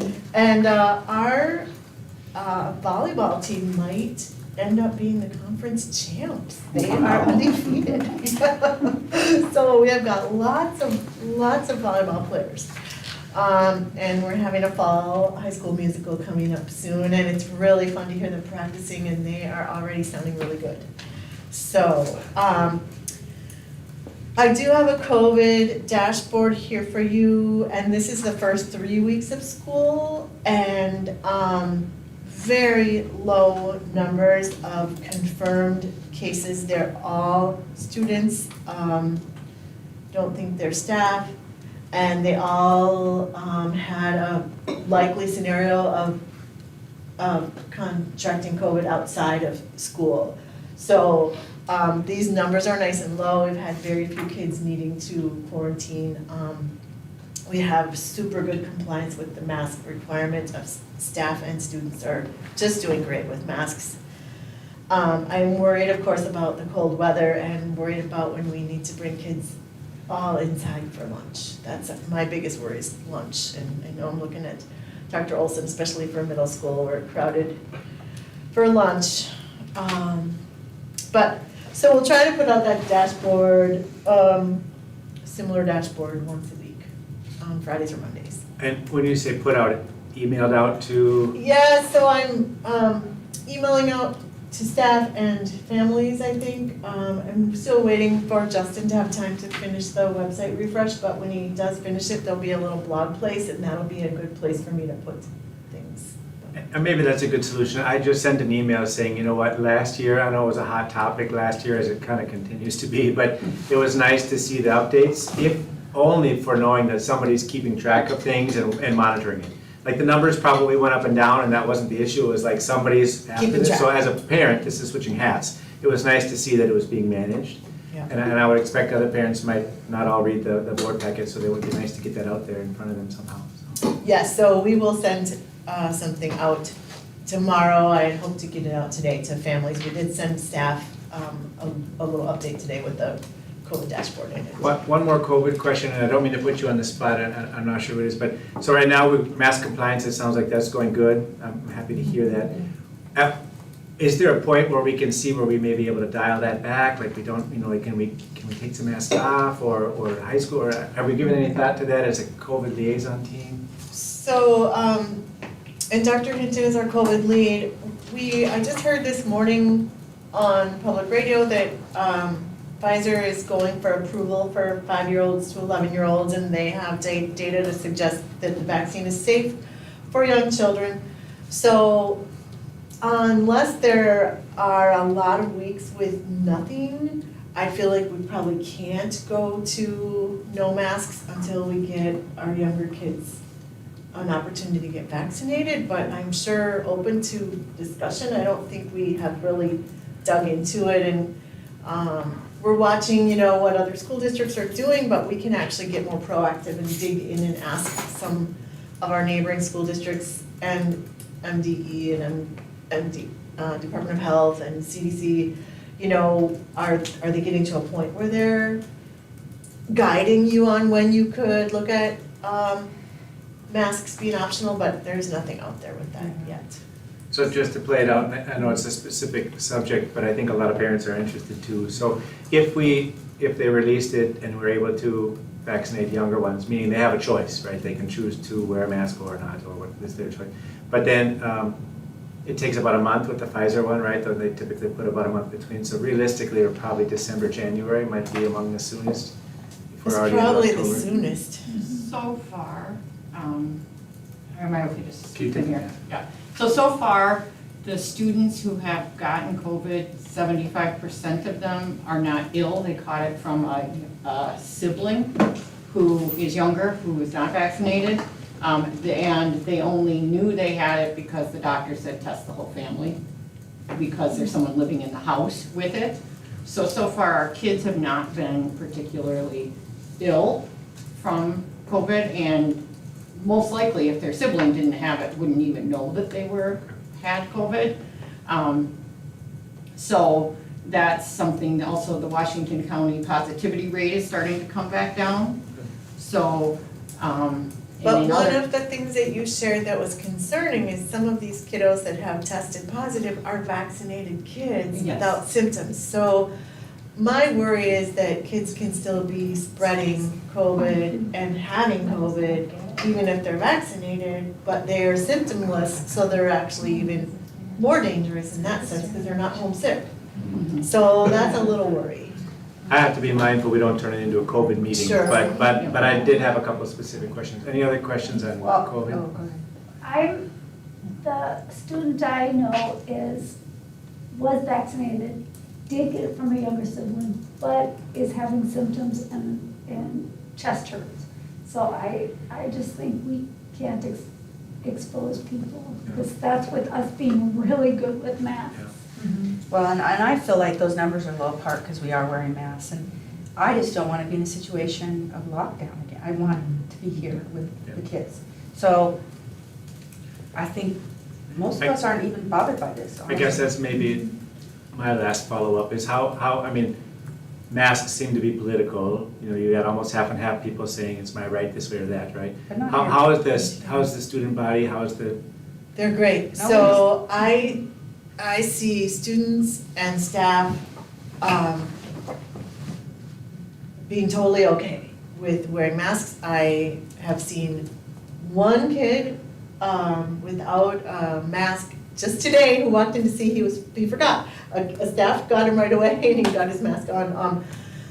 We have students going outside for mask breaks and most of them aren't even taking off their masks. They're just very comfortable. And staff are too, we're just all doing okay. So I think it's pretty good, and I guess that's my biggest thing too. People wanna be here in person. And the other thing is we're gonna start testing. So Dr. Hinton has it in the works where we'll have a pool testing option available.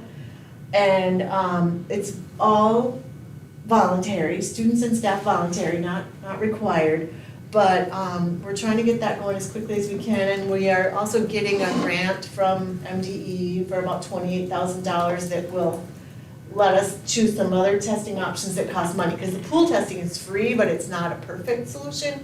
We can get that going now, and then once we get our grant, or now that we know we're approved, we can start ordering some kinds of testing and have some testing options for staff and students. So that will help. And then may I also just double check, Sydney, since you're sort of like our eyes and ears on the ground, is it an accurate perception? I'm in Mrs. Cardenas' camp that if this is what I do to get to see my students, then I will do it. You know, like if they want me to wear a helmet, I'll wear the helmet. So how, based on like your experience yourself and your classmates, are they feeling okay with it? How are they doing? I think, yeah, a lot of kids are fine with it. I think it's nice to have the mask break on block day, just to be able to go outside even if you don't take the mask off. Because we did get breaks before on block days. And you don't have as much as you're crossing between buildings or going outside. So that's nice to have.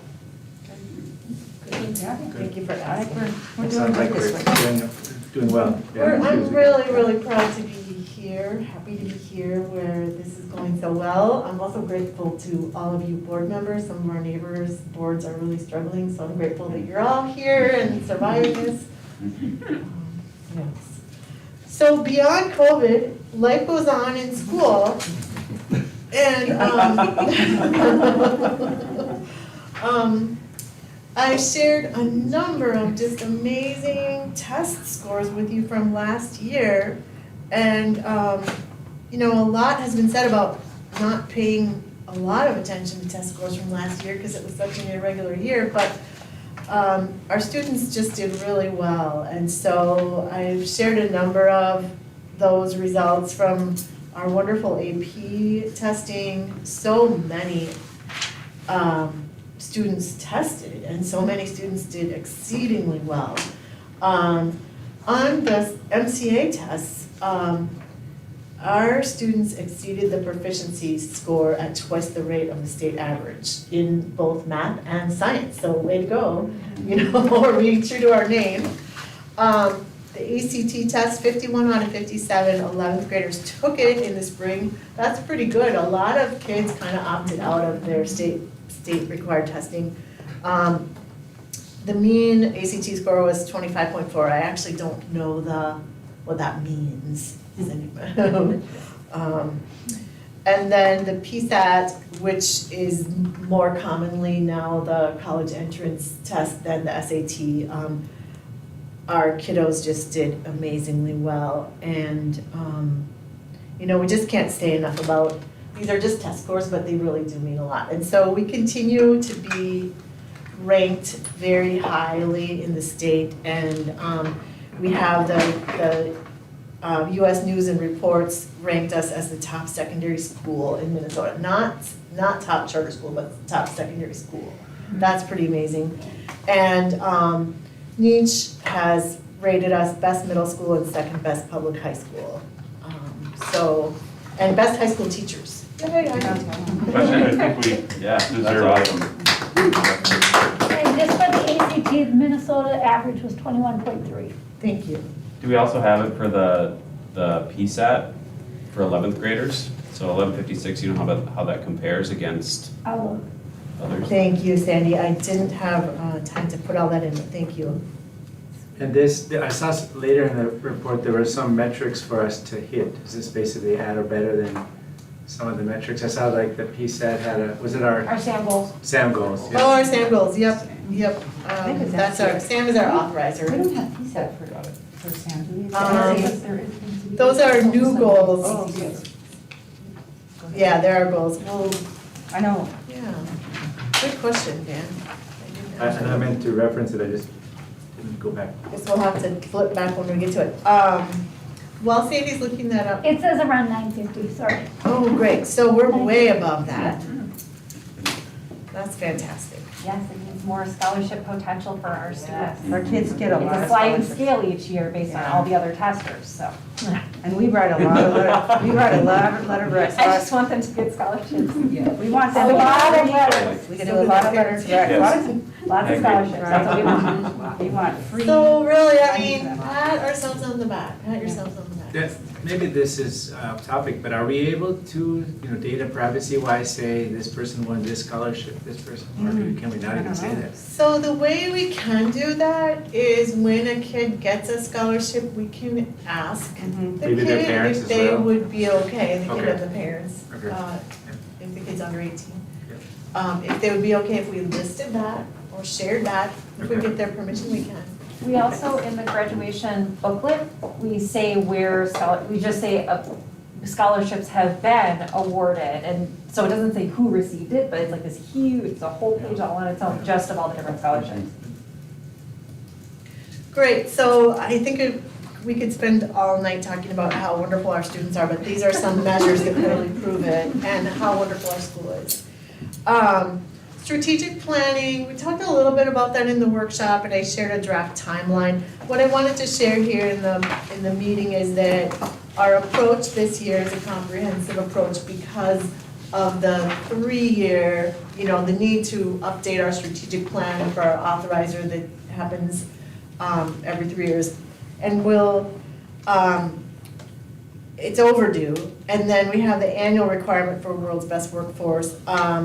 And then we have some of these other sort of, a Title I grant application, which is new for our school, we're gonna apply for, COVID grants, so other reasons why we sort of need strategic planning data. And then, the other thing is, because we're searching for a non-interim executive director, the person who's looking to apply, people who are looking to apply, will look on our website to see what is our strategic plan, and is that a good fit for that person? So that's another really good thing. And then that person needs a roadmap, and the strategic plan is a roadmap.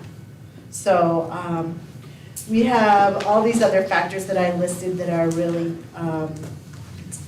dynamics that are important to understand in the planning. And I think that's all I really wanted to share. Those were the highlights I wanted to share. Just one quick comment on the ACT testing. In terms of just keeping an eye on trends, I mean, last year with COVID, a lot of colleges were suggesting they weren't going to require standardized scores, ACT or SAT. So I have no clue if that's taking place.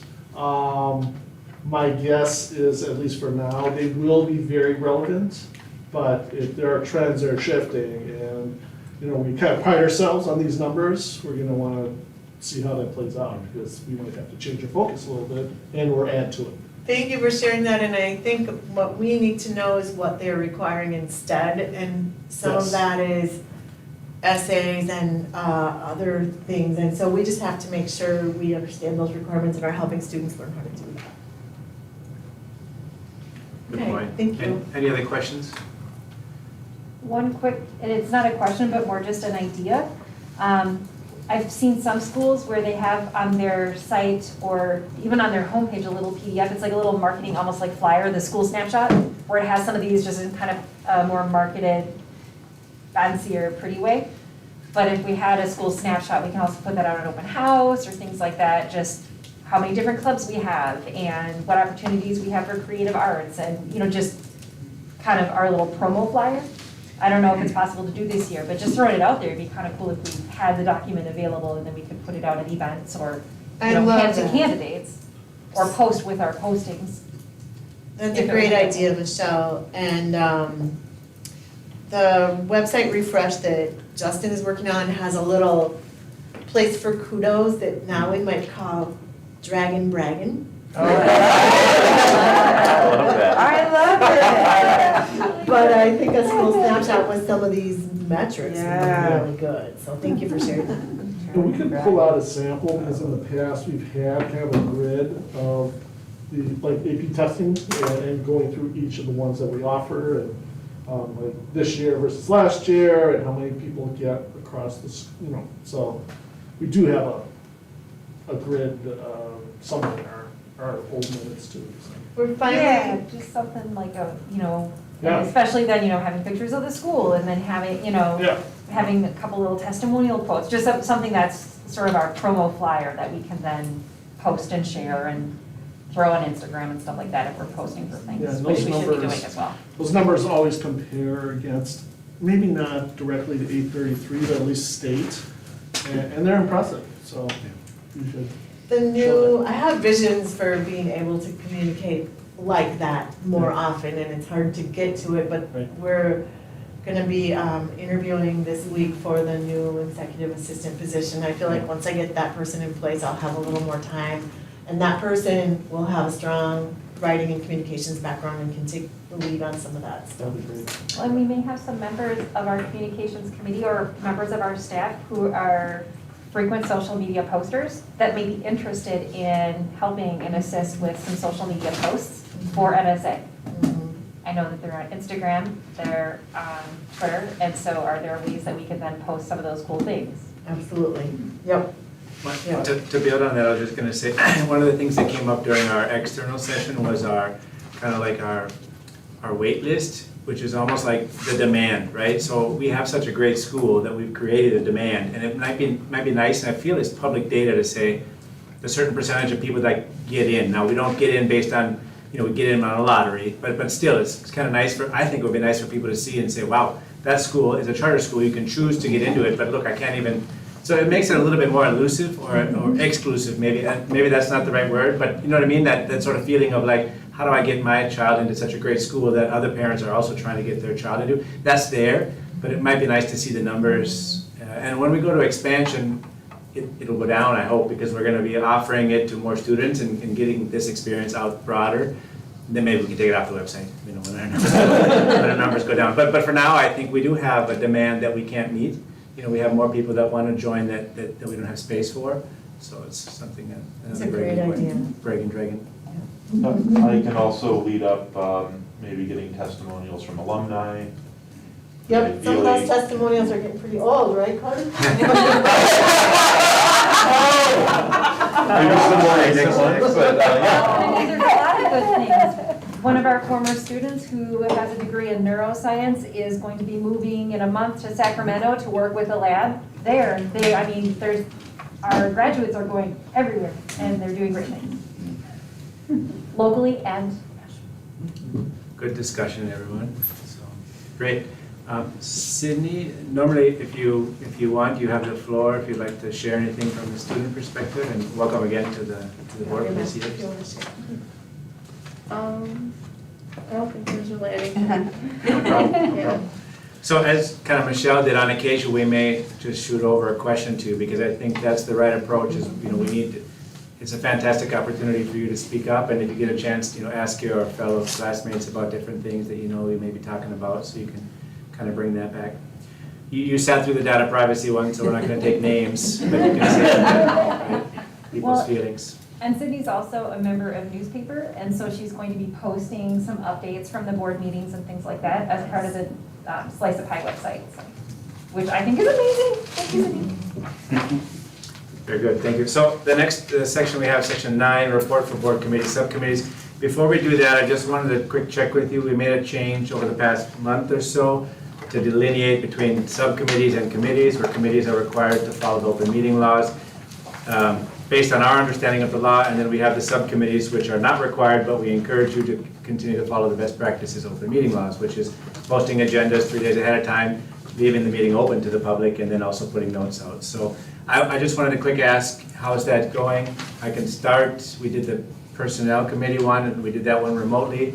I felt, for me personally, that worked well, because I was able to kind of zoom in from my house quick and then switch back to other things, as opposed to travel time. So, anyone else, thoughts? Is it working, not working?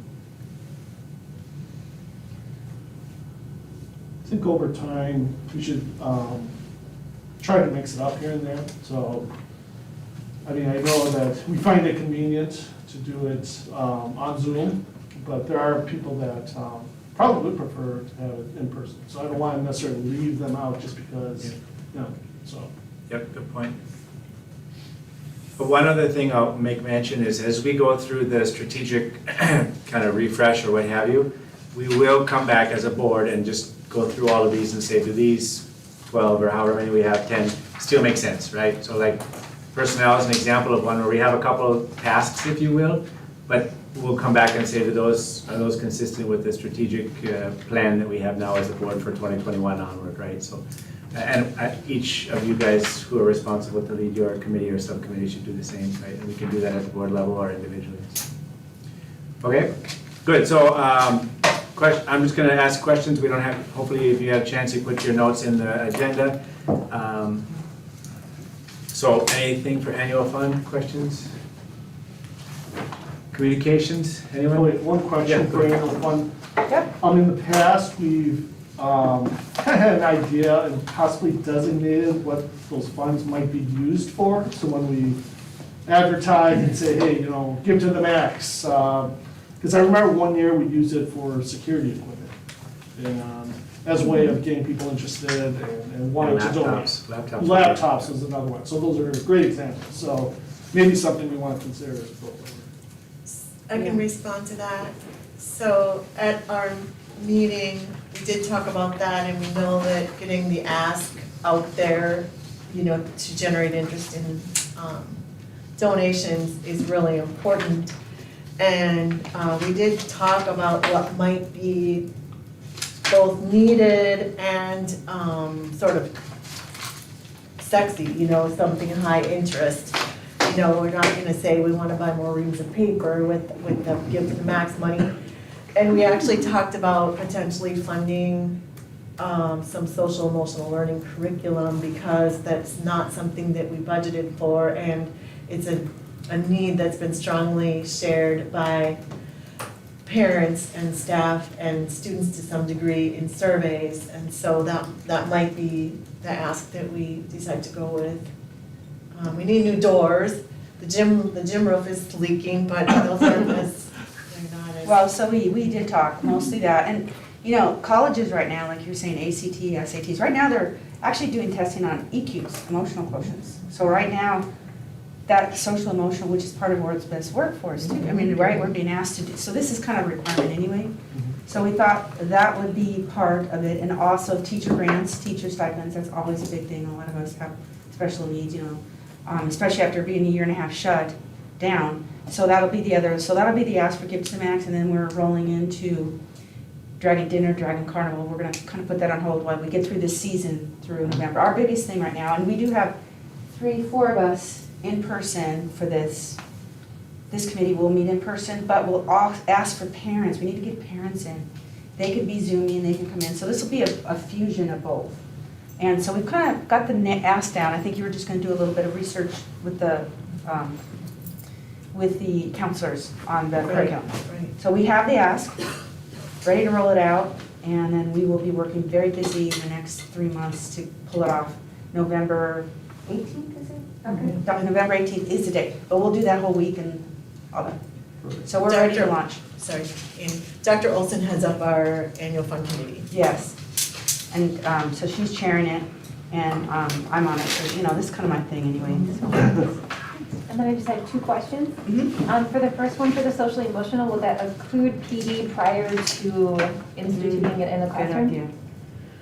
Because without it, then it's just another fancy. Yep. And we don't know how to do. Yep, I That's think it does, and also it's one of those that, the one that the counselors are recommending is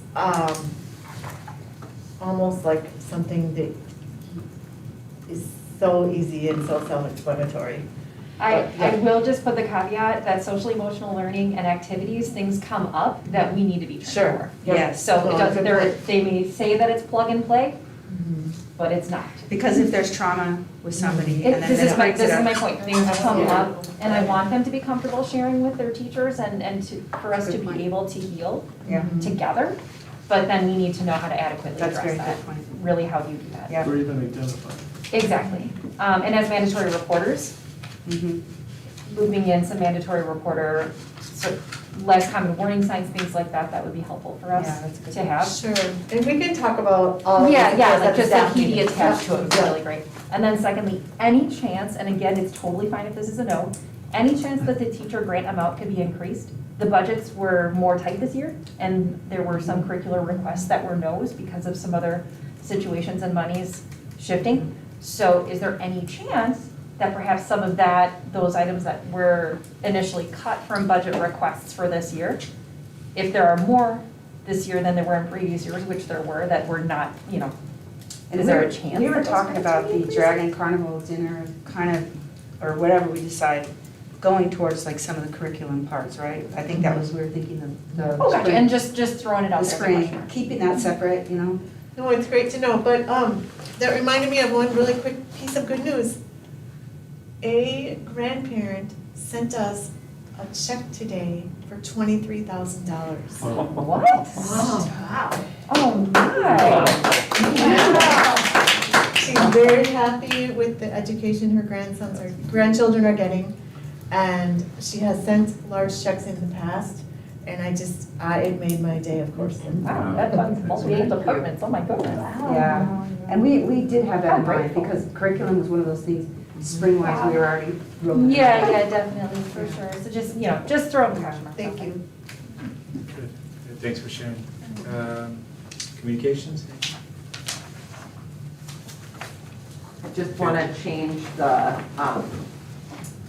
wording from the create and maintain to inform and advise and give feedback. Don't know if we have to make that a board vote or if that's just something that the committee can do, or the task force can do. And that's to be more clear about the. But open their meeting. role, Yeah. and the Okay. open role. Yep, good. And we had a similar discussion with expansion, just to Yeah. make sure that we're not deciding anything. We're coming back to the board with Right, decisions. Yep. so, and that's okay if we change the wording? Yeah, I then? think so. I think that's okay, yeah. Okay. Anything, I have director search on here as a subcommittee. Yes, any questions for Lisa? I think I just wanted to double check with the strategic plan timeline still aligns with the timeline for the director of search. I guess I haven't seen what the timeline is for what you guys came up with that, so I couldn't speak to that necessarily. Tomorrow we're meeting and coming up, finalizing our interview questions.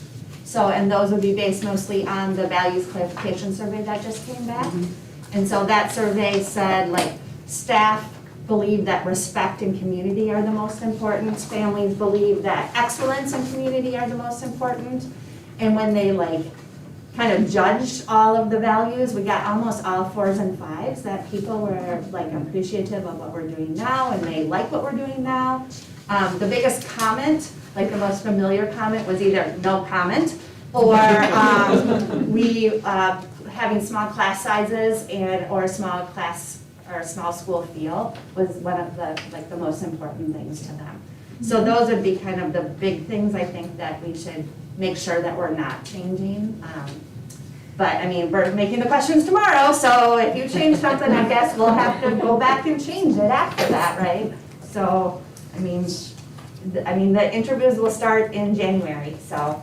And then at the next meeting in October, I'm gonna bring a bunch of stuff to you to be approved. So we'll talk about the salaries, the job description, the job ad.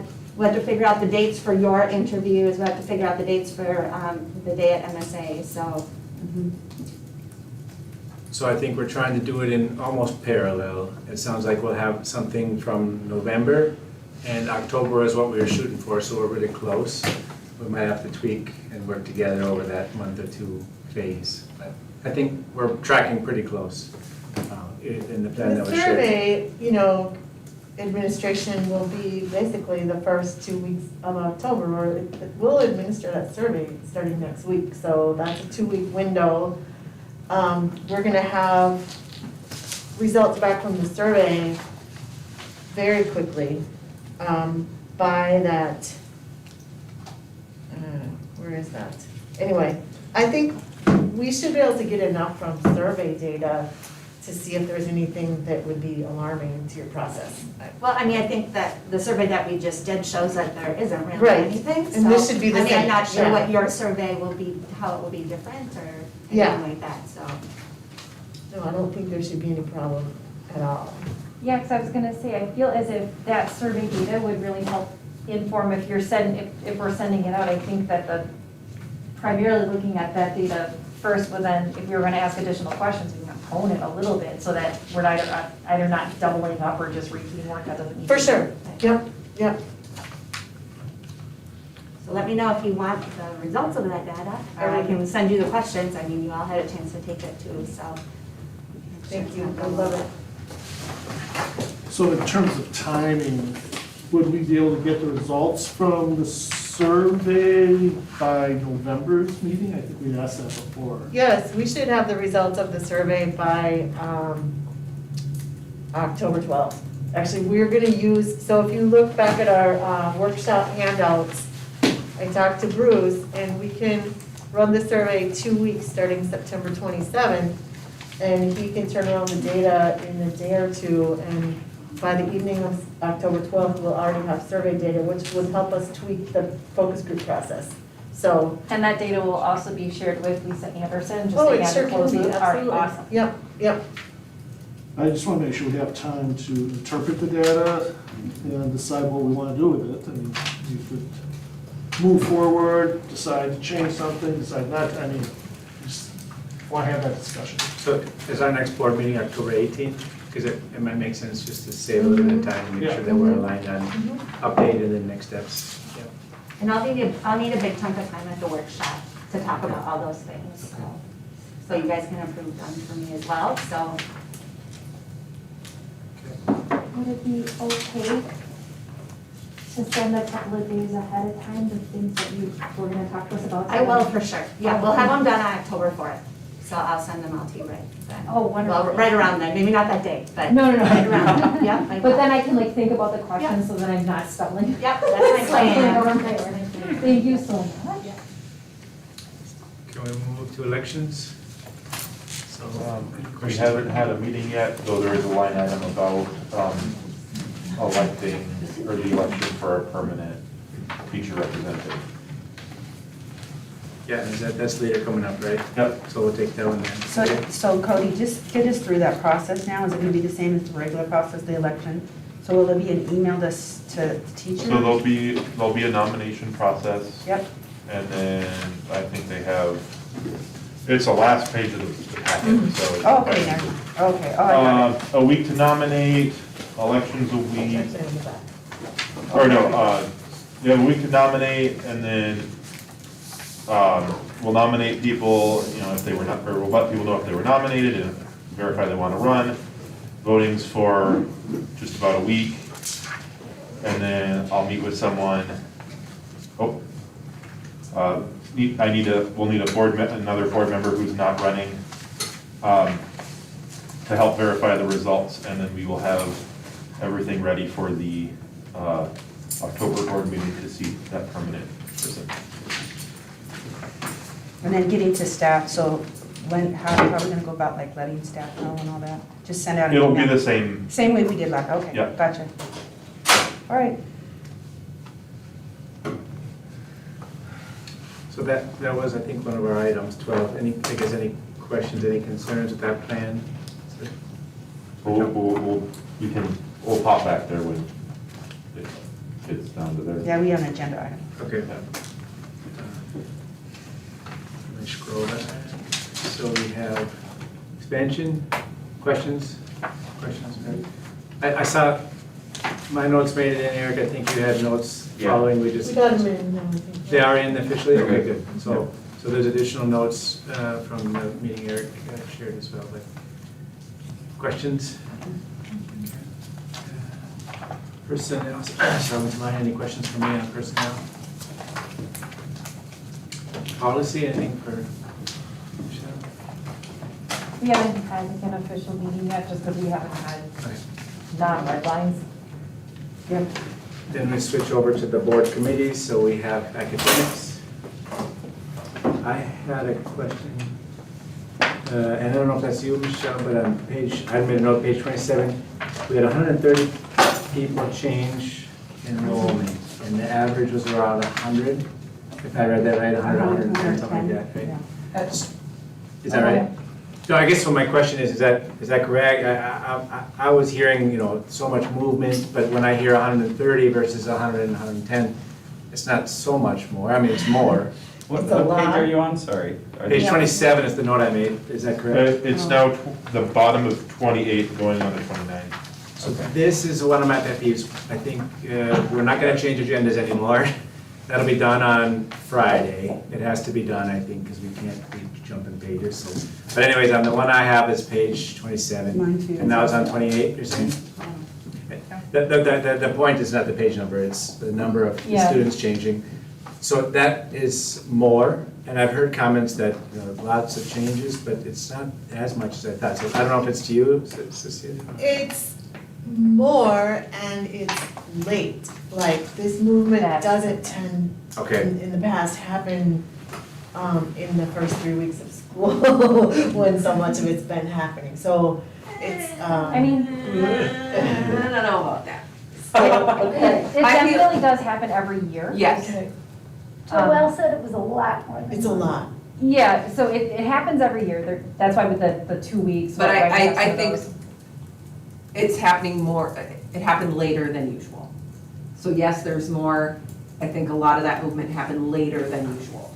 So, and again, because people didn't know what decisions they were gonna make. And also, we're not the only school with that issue. Yes, it's all happening everywhere. schools Yeah. have this. But normally, if somebody's gonna do, Yeah. switch or change, they may decide that at the end of June or beginning of July. Yes, Instead of the beginning of August to the middle of August. but it's happened So way there's- before.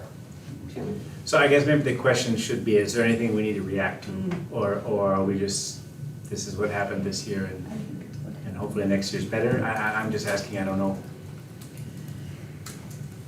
Is there anything we could have done better or differently, maybe? You I can't- think that we might need to communicate somehow more, I don't know, it might be purely COVID. We had also, in addition to a lot of changes, we had a lot of families doing long-term international travel into the beginning of the school year, and that also really complicated things for us knowing who was coming, because they were out of the country, and people like probably just jumped at the chance to finally travel when they could. So I hope it's just COVID related, but that was rough too. Yeah. I mean, we didn't change anything or decide anything late. So I No. think to, what you're asking, Dan, is there something we need to do differently Yeah. that might have impacted this outcome? And I don't remember making anything, no, nothing happened, even in 8:33. So people were just sitting on the line, waiting on the sideline for something that just never happened. masks was a late decision. Mm. I By don't think us, that many people not eat 3 because of weeks into masks. the school year, or 2 weeks. No, not into the school year. I think At people the were end. waiting to see if we'd remove the mask. Yeah. Yes. Or what it, They were we had waiting one to in see place, if they were hoping, they were trying to see if schools maybe were gonna remove them. But we also had the flip, That's fair. which was parents looking for a fully online option, because they didn't feel safe coming back even with So they were masks. waiting to So we see had both how- ends of the continuum, and being Yeah. a small charter school, kind of stretched to the max capacity wise by our own changes and things. We, you know, we couldn't gear up to do an online, fully online No. program. Um, So I don't think there was anything we could have done differently. No, I will say, I think it may be helpful, because I mentioned this when we do our AP registration stuff. It may be helpful to communicate or just to help everybody understand, not that they have to act on it in any way, but just understanding the ripple effect of late decisions. Mhm. So when students are filling out their AP stuff, I tell them not to fill it out for 5 APs that you're not gonna take any of them. Don't do that, because we're adjusting classes based on those numbers. And then if you change in the 3rd week of August, suddenly we have classes with half the enrollment they were supposed to be. And so I think just communicating how those decisions, the later they come, how that ripple effect really swings a schedule pretty severely. Again, not that they have to decide earlier or even act on it anyway, but just kind of communicating to them how those shifts affect it because we might only have one section of the class. And so that does have an effect. Yes, and we can do that. I think mostly people aren't thinking about any of that when they make these choices. I think you're But, right, in March or April. But just communicating it Sure. might be nice, just so that at least it's swimming around somewhere in the brain noodle. Absolutely, and we are lucky enough that Dr. Hinton is considered a scheduling expert in the state. And she's beginning to gather a group of people interested in looking at what could be a schedule that, number one, is easier for middle school students and parents and teachers to understand. And two, that could sort of bulletproof us against, to some degree, those last minute changes. So beginning to meet about that is really exciting. But I gotta tell you, one thing I gotta, just kudos to this, to the admin staff, to you three. You made a decision and you stuck to it. And people left because of it, but you didn't waver, so thank you. Oh, you mean how we kicked off the year? Just the mask. Oh, the mask, We're having, yeah. we're making these decisions and you didn't waver. Thank you, because then, you know, Then there's less confusion too. Yeah. People know where So to I stand. appreciate that. Yeah, I appreciate that. you stuck to it, I like it. Good, very good discussion. Anything else, academics? I just can't believe how much they get done. I'm like, holy guacamole, look at all these notes. Well, and we will have, we will be sending out to a general invite for individuals for the committee focusing on online learning, recovery, and funding, just kind of some of those other things that we were looking at, trying to figure out where would it go. So we will be sending out an invite just for interested individuals. All right, next up financials, and then we have, so general questions on meetings, and then approval of financials, approval of revised budgets, so. Questions about the finance meeting? I have a question. They talked about, I think it was in the finance, they were talking about whether or not teachers need to use their PTO days. It doesn't talk about, it says about an illness or a family illness. If you're quarantining because of a result of your teaching, that I don't think applies to the wording that is in the handbook. So I can still teach, they just need to pay a monitor if I'm quarantined. So I just wanted to throw that out there again. I know we've talked about this repeatedly, but when we're looking at whether or not teachers need to use PTO because of a required quarantine if you're not ill, I don't think I should have to use my PTO. We discussed it, but we didn't come to a conclusion. I know, I was just throwing it out there as it talks about the handbook language, but the handbook language talks about us being ill or a family member being ill. Not if neither of those are true, if you're quarantined and fine, I don't think it applies. If I'm sick, I'm gonna stay home, but, if I'm not. And I brought the same thing up just because as an AP teacher, I'd rather be there to teach the students who need specific teaching if I'm Agreed. feeling fine. Agreed. But again, we didn't have a conclusion. I'm not sure if it's 100% the finance committee. I don't know Piece either. too. Yeah, but I just wanted to throw it out there. Cross-committee things, or it's not clear who's. Cause, I don't know, we used to have COVID Something money should- for monitors. I would too. I if don't even know where yeah, that goes. if I I'm not get sure where the quarantined, I'd discussion rather goes, really. teach from home and have a monitor and have, Yes. yes, Yeah. especially the AP, I mean, we are Yes. drinking AP from the with fire us a hose, day. from the day we walk in to the day they take their tracks, we are Oh, definitely. drinking from the fire hose, and losing a day or a week scares me.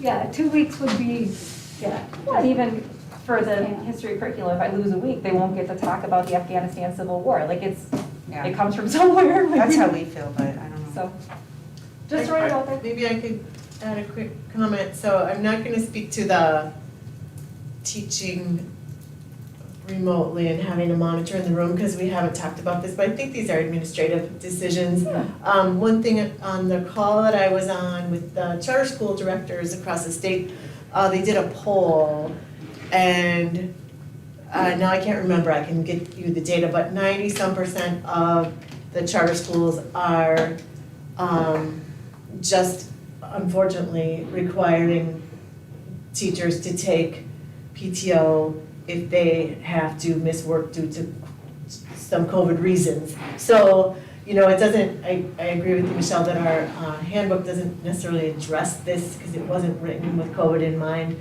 But that was the consensus of the directors, is that if staff need to miss work because of COVID, they do have to take their PTO. And I know that that's probably what we have to do because we don't have really any other provision unless we were to get some gobs of money from the state for COVID funding or something.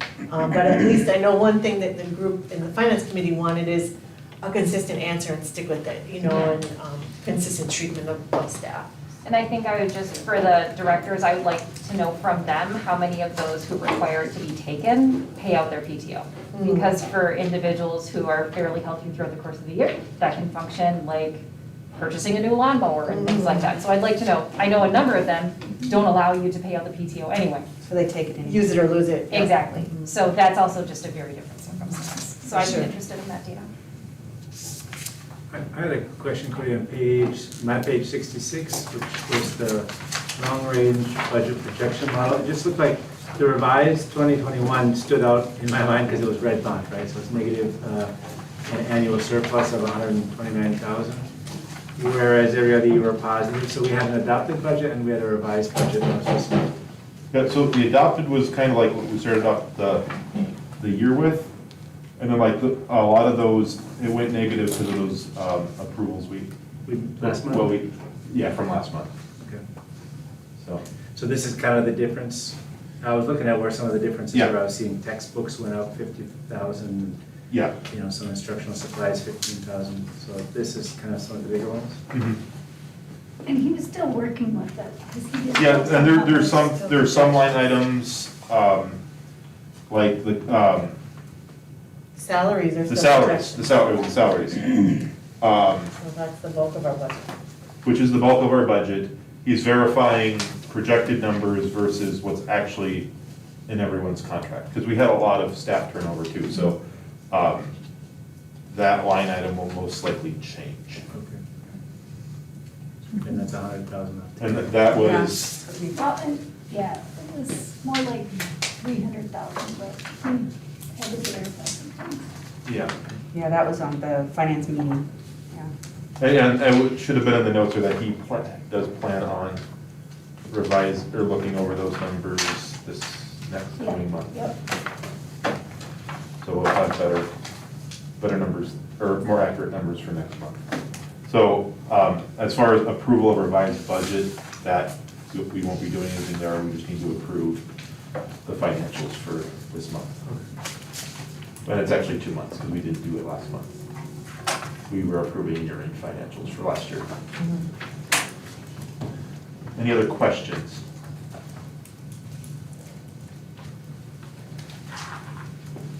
Could we make a motion to approve the financials? No, I'll second that. Okay, all those in favor, say aye. Aye. Opposed? Okay, so the financials are approved, and we're skipping the revised budget. Yeah, we will have one for next month, and I should have caught that was still on the agenda, I'm sorry. Okay. So now I think we move to the consent agenda, which we have YMCA contract for Sue Hopper, development adaptive physical education, and the annual review of 413, which my understanding was no change. Yeah, there was no red line, so the version that's on the site is the same. So it's just So I kind have of administrative to put it on there. Yeah, just kind of FYI. I checked, we're good. So, yes, motion to approve the consent agenda. This is Maggie, so moved. Second, anyone? I'll second it. All those in favor? Aye. Opposed? Okay, thank you, approved. Old unfinished business, we have revised SAM goals. So these are the goals in our current strategic plan with our authorizer that are inspired, but we're still working under. And essentially, way back in the spring, Tom and Shannon made a note that MDE was going to be getting rid of publishing data on a growth factor in the MCA tests. So all we've really done is removed the growth goals from reading and math under the state assessments. So under goal 1 and goal 2 of the state assessments, we just removed the former growth goals because we won't have data on them anymore. And instead, we're really covered on growth by our Fast Bridge data in reading and math, and those are under goal 2 on the second page. So that's the one change, is removing growth goals from the state testing data because we won't have data to document that. And we can, it's not a problem to remove them because we have growth goals expressed using our Fast Bridge data, which is current year data, which is more sensitive anyway than MCA data, which is past year data. That's one goal. The other is on my packet, page 83, goal 6, diversity, equity, and inclusion. We already had a goal about recruiting diverse staff. I should have given you the old versus the new. The old one was clunky and hard to understand and may have been hard to prove, so I just sort of smoothed it out, but now it just reads, the school will actively recruit staff persons that reflect the school's racial demographics and hire at least one highly qualified staff member representative of each of the school's 3 largest non-white student groups. So, and those are Asian, Black or African American, and 2 or more races. So I think before it wanted us to hire 1 in each of our groups, but some of our groups are tiny slivers, so this is more achievable. I mean, if we exceed it, wonderful, right?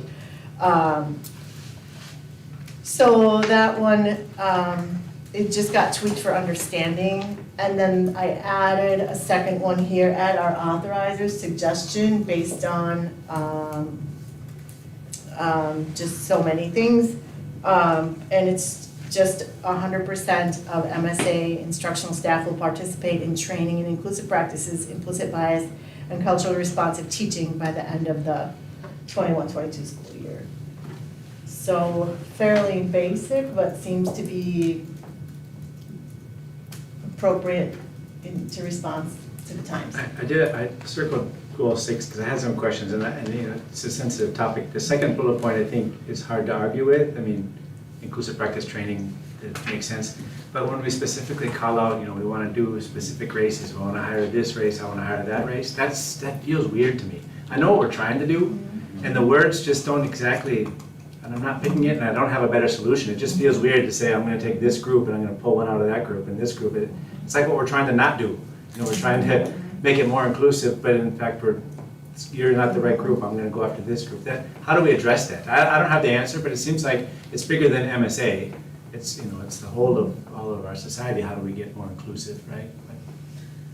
Yes, I'm definitely open to suggestions. This is kind of this mirrors the best practice to have staff that more closely reflect your student body. So, I just made it explicit, but. I also worry, well, and it's sensitive, but I worry about, how do we don't pay as much as other schools, and I know other schools, they attract with better salaries and actually sign us bonus, just have bonus, what do you call those? Signing bonus, thank you. And then what if we can't attract people? Then it feels like we're not trying, you know what I'm saying? So it feels yucky, and I don't know what the solution is either. And so I think this has been a conundrum and a catch-22. Thank you, Maggie, I'm talking for you. That I always talk English to her when I can because I'm bad at it, but her language. But that's where I feel like, how can we be? That's where I need guidance, and I think many of us do for that situation. You'll have a chance to answer. But it's one of the things that I think will come up in our strategic plan as well, is how do we increase our inclusion? And we look around the board and we can be more inclusive as a board as well, right? So I think I'm saying it as part of the problem, right? So how do we get a better better handle on this. And I don't know the right answer right now. It's a big subject, but I like the fact that we're talking about it and we're trying to figure out how do we address it and and I love the fact that we can say our student body is exactly representative of where we want to be. You know, I mean, we're taking in from bigger than just Woodbury, and I'm not knocking Woodbury, but I mean, we're taking in from the Twin Cities, really. I know because we looked at the expansion data and where people are coming from, so we're pulling from the population. And we just need our staff and our board and everyone else to kind of line up with where our student body is already leading us, right? So, yeah. And I wanted to just respond to Annie's comment, and one thing to celebrate is 3 of our new hires are people of color. So Which I is think we have fantastic. done a really good job this year. Yes.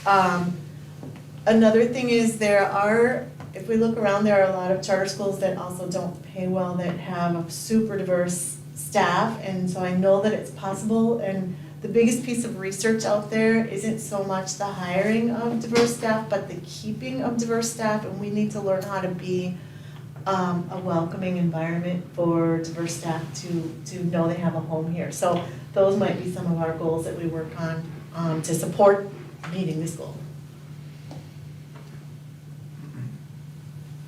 Can I also add that in terms of hiring practices, it is customary in many organizations to when an individual applies for a position, then they get a separate query where they indicate information about their racial or ethnic background, perhaps their age, and some other demographic factors. And that way, that gives it's separate from the application, so it's not tied there, but it does give the organization some idea about who's even applying.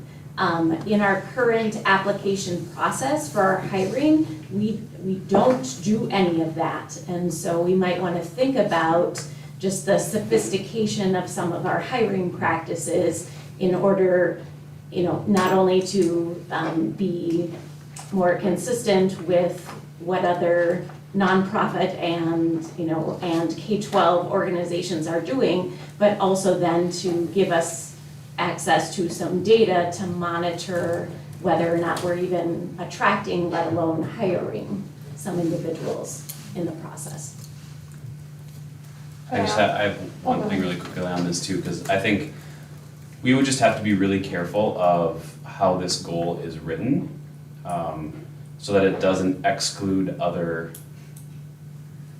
races or other, you say highly qualified, well, they need to be the most qualified, and I think most qualified infers something. I'm only saying this because I think at the level of MSA, that's a broad enough group, but if it goes any deeper than that, I just think a review from a legal perspective on, some of the risks of potentially having this as a stated goal, at the exclusion of others that might not be a part of the people that are identified in this goal. I think we just have to be really careful about that. So the verbiage, I don't know. What if we were to just say, like, we're trying to increase the inclusion, we're trying to be more inclusive as a MSA community, and so whatever that means, which is different than what our current state is, right? So whatever you're doing to try to increase our inclusivity or our diversity or what have you, I mean, that would move us to where we want to go without specifically singling out other groups. I don't know. And I don't know if we're the right people to Maybe. write this. I just feel like we have to be really careful of how this goal is written, that it gets the point across of, yes, diversity, equity, inclusion is absolutely a goal. How that shows up in the actual hiring practices is, I think that's where we just have to be really, really careful. So we're required to word these as SMART goals, specific, measurable, time-bound. So I could take this, the intent of this goal to someone for advice? Well, I'm speaking from a little bit of experience on some goals and how goals are written in other areas that I support and that I participate in, and just some coaching that's been provided on the importance of making sure that this does not exclude others. To build on that, Cecilia, and maybe it goes back to your point, Dr. Olson, too, is where we say we have a certain student body diversity. There's a number, right? I've seen numbers that we email out and say we don't have any major whatever group. But you can't say the same for our staff. You definitely can't say the same for our board, right? So we can say the board is not living up to the diversity and inclusion whatever we want. The staff is not currently at the state that we wanted, that represent the student body, right? Or the population maybe is more fair. So I think we can put numbers there that really can't offend anyone or hurt anyone because they're just numbers, you know what I mean? That's where we're at right now, but we're trying to move to a different space where we are than where we are. So I agree with you, Eric, probably. I think this will be one of our strategic areas that we need to work on. I think others may agree. It'll come out of the plan and process that we're working on, but we're kind of jumping ahead here and saying, there's something bigger here than just goal 6, right? I completely agree with the goal. I just think we need to have a little bit of review. Yep. Just to make sure that it meets some legal rigor. Oh, for sure. And I would say, when we're looking at a goal like this, diversity, equity, and inclusion goal is amazing, but diversity is more than a racial makeup. And I know we can't ask for income information, but we have people from a lot of different, how you would sort of stratify or categorize groups. Are you from a dual income household? Are you from a household of divorce? So just thinking about how we can think of diversity. And I was going to suggest, and with my clubs, I will make more of an effort for sure to do this, but one way for us to gain more additional people, the phrase highly qualified is often used with teachers because it's a teacher licensure term. But if we're thinking about it, how can we use our clubs, invite parents in? So for international club, we have people coming in, so maybe they can come to our cultural night, so then we have a way to communicate our needs for staff in a more casual or just like in a different kind of environment. Do we have a little MSA hiring fair? Do we, you know what I mean? Like in the summer, like these are the things we're doing, or a little posting or something that we can do where it's just, hey, these are the things. But if they're more comfortable being at school with us, like with the whole community together, all together. So if we have more people who are comfortable just coming into school and participating in school and volunteering, then we might also have more people applying from throughout the different sort of stratifications of our community. Like board, the applications of board will be more diverse for people. who are Yeah, I'm with just it. trying to think about ways if we have more families comfortable volunteering, and I know it doesn't always work with time and all those things, I totally get it, but if there's ways we can find it to be more comfortable for everyone to be at MSA and participating in the different events and activities and functions, then we may also be able to gain more potential candidates or even more potential grapevine candidates. My niece is great, like, oh, so-and-so, yeah, well, my niece is gonna be finishing her licensure soon. Say, interesting. Well, and also. Tell me more, just a way for us to kind of really bring that together with our community. I don't know, Well, just and running. With our job application requirements, we are excluding people that have not had access to post-secondary education for most positions, which is a requirement, you have to have a teaching license, so there's, that diversity, we've got education levels, gender, sexual orientation, so many different strata here that, we're only looking at race right now, so I don't know if, but a lot of those things then become protected classes, and now we're Exactly. specifically. I don't really know, that's what I'm saying, I'm not really sure how to. That's why it's complicated. So Cecilia, what do you need from us? Do we need to approve this? Well, I don't want to push you to approve anything you don't want to approve. Our authorizer was asking us to get this done because at least those academic goals, the first two I talked to you about, the growth, those have been sort of hanging for a while, and that's partly my fault for not bringing it to you sooner, because it was something that Tom and Shannon brought up, but one of those pieces just got caught. Could I make a motion that we approve the rest of it and just a little follow-up on goal 6? Absolutely, I think that would be great. Yeah, I And think then- that's a great idea. Awesome. How do you want to word that? So I would say, yeah, let's approve everything but goal 6. And we need to give it a little bit more thought, and maybe Cecilia, if you could come back with a slightly, not that you didn't think on this one, but Absolutely. how do we wordsmith that? And maybe the authorizer has some suggestions from other schools that they're working with on how they include diversity, equity, inclusion in a way that works for everybody. Yeah. Is that okay? Sure. Can I get a second on that one? Anyone? I'll second it. Thank you. Is it safe to assume that this goes through a legal review when we're putting these goals? Not typically, no. There's goals. but we can definitely. I mean, can I recommend that it goes through some I sort mean, of and that legal can be review? part of the motion too, is maybe I could follow up, or Cecilia, if you want to. I can run this by.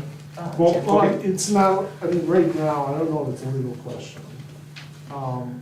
It's difficult because we're trying to quantify outcomes for an issue that's very qualitative, and we'll try to quantify numbers to measure that. So there might be a time where we're gonna wanna take it to an attorney, but, I mean, I would agree with, your observation that it just doesn't feel quite right for many different reasons. And I think we can take a shot at polishing it up before we, because I guarantee you, an attorney can give you something that's perfectly legal, but not hit the mark. Yeah, but it might also protect us. At a very That's what I was minimum, thinking, was Yeah. for Say that again, protection. Sandy, I didn't hear. I said it might also protect MSA. That's how I was thinking about, was just our Well, own. and I wanna do that too. Do we have someone that you could run it through? Sure. I mean, I want to do that too, but having a goal that's legal but doesn't get us one step closer isn't any better either. We need to get the goal and then run it through legal, not Yeah. have legal make our goal. That's Yes, exactly thank right. And my next Exactly. question is, Yeah. with this world's best workforce, do they have hiring guidelines where we could just Or make the goal? diversity guideline. Where we can make the goal, I think they do, because MDE has data on the diversity of our staff, racial diversity of our staff, right on their website, We so. must collect. So- And you can look at any school and say, oh my God, they're 100% white, you know? Mhm. so So, maybe because I see world best workforce under other goals. So maybe we look at, just adopting their goal. Yeah, I can look at the language. I mean, World's Best Workforce doesn't tell us what our goals, it might tell us what our problems are. You don't have diverse enough workforce, but they won't tell us how to word our goal. But I can look at any number of schools' diverse staff goals and, Yeah, maybe that's a start. And is that mostly, it's not for other marginalized groups, just for race, is that right, or? that is what it tends to be. I Yeah. totally agree that there are many aspects of diversity and our school needs to look at all of them. I'm just curious, because, dealing with, We have a, I mean, Trans and LGBTQ, all those things, so I have all of that in mind, but, I mean, remember that a goal is what you measure, it's not everything you're working on, it's just what you're using to measure your progress, so.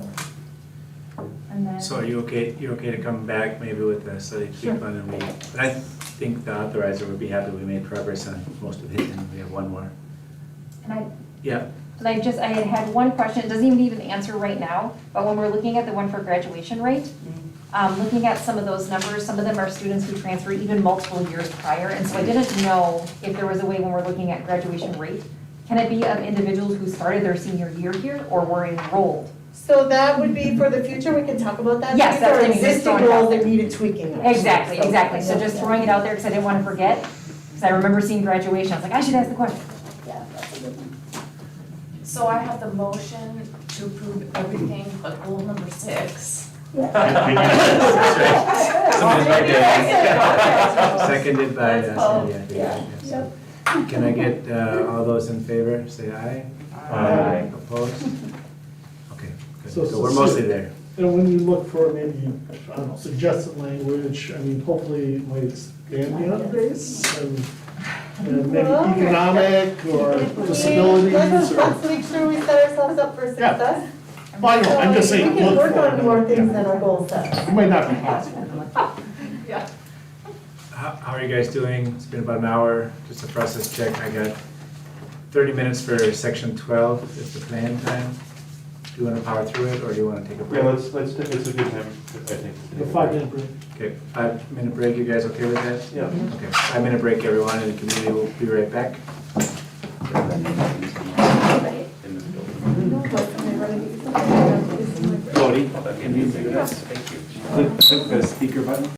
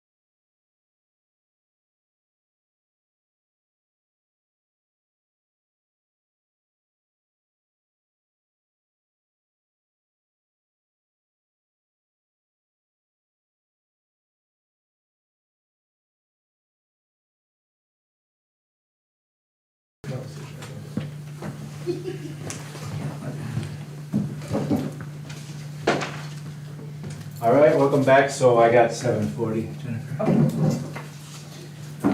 Back to the agenda, item 12, first one, annual report due October 1st. Again. So, I don't have a handout for you. I'd be happy to share last year's annual report and the draft that we have so far, but this was on the agenda last year, so I wanted it to be on the agenda, but I don't have the draft really ready for you. It's close. But I just wanted you to be aware that we have an annual report that's due every year. Well, it's due to MDE and it's due to the authorizer, and it's in process, and it has data about how we're doing, and seems like everything is due October 1st. So it will be in on time, and it's just something for you to be aware of. So that's all I really wanted to share. I mean, do we need to approve it? I don't think we need to We didn't put approve approval, it. so just discussion is okay, so I guess Yeah. discussion. Well, I mean, when you put an annual report together, who signs it? Because usually it's signed by someone, right? If it I is mean, I don't signed at remember. all, it is just me. It's not something that needs board approval. Okay. So, The only annual report or thing like that I remember us approving was the audit, Yeah. but I don't remember a report to MDE. Yeah, I just don't remember it. Is It's been 2 there, years, so. would you be willing to share a copy when it's done? Just so Absolutely. that we could read through the I will information as send it well? all out to you, and if I get it done early enough, I'll send it all out for you. Oh, no pressure. An opportunity to comment, but it doesn't, it's straightforward, super straightforward. This. More on numbers, is that right? Yeah, it's very much data reporting. Gotcha. Yeah. Okay. I mean, last year's was probably published on our website though, is it? I don't know that it is, but it might be. That- But I can share last year's and this year's. Yeah, no, I was just Yep. wondering if that something goes on. Yep, I apologize, it's me just being behind. Yeah. No, Yeah. but I believe from last year's data was where we first had the information, that we, like, when we think about our percent of non-white student population, it had for the first time shifted to over 50% of the school being non-white. And I believe that data, Came that from- information, that some of the summary information did come from the report. Right, it's got a lot of it. So it's just interesting to kind of see some more data. Yeah, and then we'll be able to see the changes. So this, do you want me to go on to the second? Well, any questions? Otherwise, yeah, we'll move on to the conflict of interest due to Sam. So that is a form that I provided, in my packet, it's page 84. It's one single page called conflict of interest statement. You can rip this out of your board packet and fill it out and hand it to me. Didn't we fill, oh, that's for Sam, but we filled one out for the finance guy too, right? May have filled one out for Bergen. Yeah, okay. This is for Sam. Okay.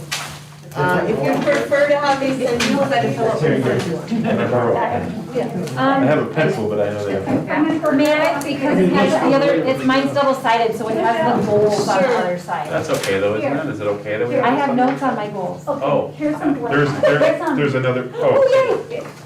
Also, if you go in the Google Drive board packet, it's in there as a standalone form. Okay. And I can email it to you all. Does anyone else want a copy? But I might have missed it, but didn't we just sign something like this? Is that for somebody else? Yes. Annie was remembering, maybe you signed It was something for before. It was from Dustin. Yeah. So it's not this one? This is authorized. Gotcha. So I'm gonna Okay. set this as the incomplete packet, I'll resend it. Please let me know if you want me to email you one, or Maybe if you want to go save get the it form, in the too. board packet, it's fine too. I don't need either. Thank you, nice, one's down. Good. Okay, so we will sign these and pass them back to you. And then That's fantastic. can we go on to the next one while people sign? World's Best Workforce, Yes. item C. So I just wanted to let you know, we talked quite a bit about the world's best workforce tonight already, because we're incorporating it into our larger comprehensive strategic planning. But I wanted to let you know that a part of it is to have some parents and students participate as an external advisory group for the process.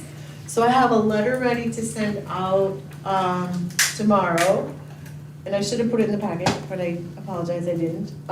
Just a simple letter inviting people to participate in the process, and putting out 2 dates, one in November.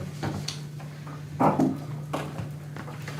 can't remember, anyway, I think I have it in the timeline. There's a letter on 85. Do I have it in, did I get it in here? Yes, okay, thank you, Cody. I did include it, it's basically, this is the last page of the packet. So we are gonna just ask them to meet on Thursday, October 28th and Thursday, November 11th to respond to proposed World's Best Workforce Goals. So that will be the function of the advisory group. We also will have them take on a larger role in the strategic planning by responding to any other feedback we've gotten through our Bruce process, you know.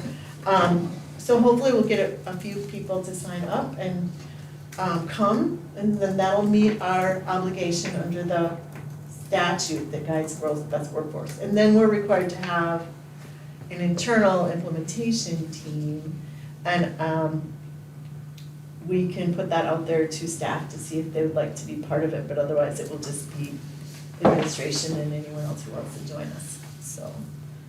That's kind of all you need to know about it. There's a statute that guides it. It requires external input. We love external input, and we'll be inviting people through this letter.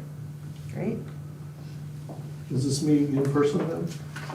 Well, right now I'm planning on it being in person, and I put a question mark in here by Zoom. I don't know, I'd rather not be forced to go virtual, but we can make a virtual option. I think it should be one or the other. I was just thinking, It's hard what's to gonna get you the do number? What's gonna get you your numbers?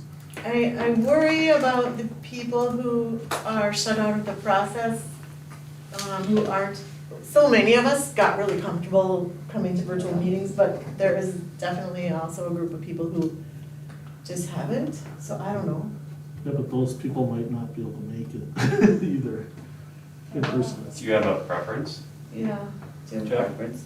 No, I'm just looking for Are the you best way to volunteering get the for a most number of community people. member? Are you volunteering to be one of the community members? Or are we considered staff in So this this was- scenario? This is what happens, Jeff. Oh, you will volunteer to be on it? Yeah. No, but, and historically, we have a hard time getting people to At all. come. Yeah, that's what I'm Yes. thinking. What So is- that's why I get the whole virtual thing. I do think you would get more people. Okay, well, why don't I put it out there as a virtual meeting and let people know if they want to participate, but they can't do the virtual, they should let us know and we can make a face-to-face option for them too. Or just have, we can't, like, just have us, those who want to come here and we just zoom in from here to, I don't know.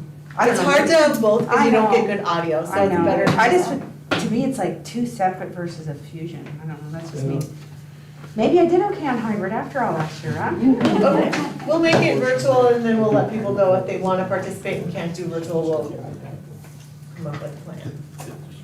And that's it. Yeah. For me. Good, is there any questions?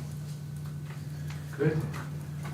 Cody, I know we started the election discussion, but Yep, so we have to have an election to have a permanent seat for the seat that Sandy's currently occupying as our interim. So I have the timeline on page 86, which is the last page of the packet. So it opened up nominations for about a week, and then they can self-nominate, or other staff can nominate staff, and then after it's closed on the 4th, Cecilia and I will, or we'll be not, if someone's not self-nominating, we'll let people know as we can, and then they can, if you're not, if someone else nominated you, can choose if you're gonna run or not. Voting would open October 5th through the 11th. And I need another board member to help verify the results with me, and it can't be Sandy, because it's her seat. And it'd be anytime after the 11th, before the October board meeting. So an email's gonna go out tomorrow, asking teachers, telling teachers Yes. there's a position, Yes, and then that nomination starts. and they have till the 20th to nominate Yep, themselves. gotcha. And then between the 29th and the October 1st, we'll let people know. Okay, I'm just saying, because we don't have a staff meeting for another 2 weeks, so we gotta make sure it's clear to the teachers what's, you know, even though you teased it in one of your I communications. teased it today. Okay. Oh, was it today? Because otherwise, if we waited for a staff meeting, we wouldn't have time to No, I actually do the totally election. get it, no, and we then- wanna do that, no, but I'm just saying the little extra Yep, informational nugget needs to happen. it's gonna be digital. We've The done- same process we Yeah, did. we've been doing it, actually, Jeff, last year too. That's It's worked the out same well. process we did last Yeah, year. it's nice for getting Virtual away. ballots. Mhm. It makes the turnover faster and easier. He was right in. And I mean, That's why Jeff- you were written in, because there was a write-in option.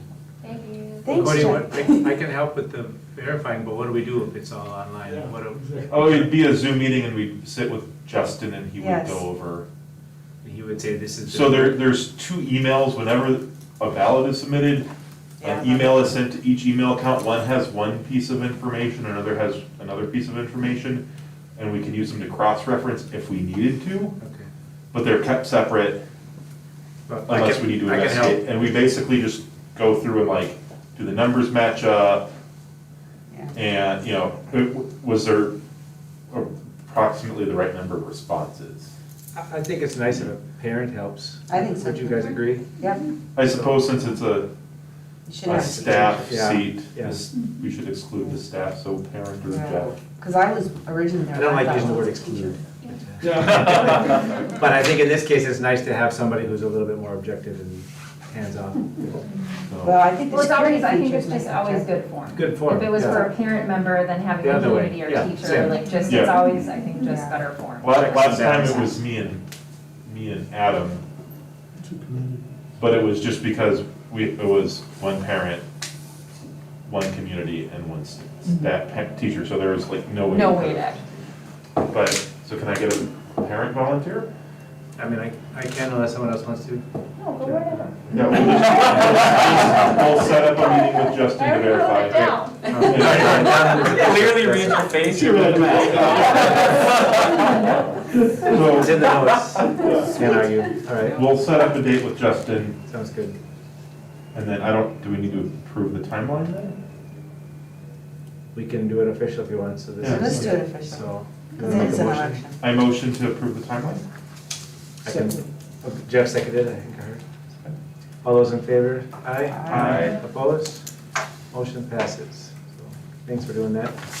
Cody, can I ask a quick question? Yep.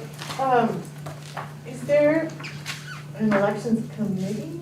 There is. And what would their role be typically? Like, We basically plan the election in the, typically we've only had one election that's in the Spring. in the spring. Yeah. And then they only really meet around then, so. And I inherited it from Adam, okay. so. And this is from a position of a teacher who left, Yeah, so, because she were was were you nominated. here in for? spring. No. Oh, for the community, I'll just summarize real quick. We had a teacher that, you know, nominated and won the spot, and then they ended up leaving MSA. And in the past, when we've had someone already seated leave or become ineligible, like if a parent is ineligible if their student graduates, the board will appoint somebody, but we were in this weird place where that seat wasn't even actually filled, so we decided to put it interim in until we could have an election. And we decided to wait to have the election until after the school started, so students had a chance to meet the teachers that were running. So that's why we're doing it this way.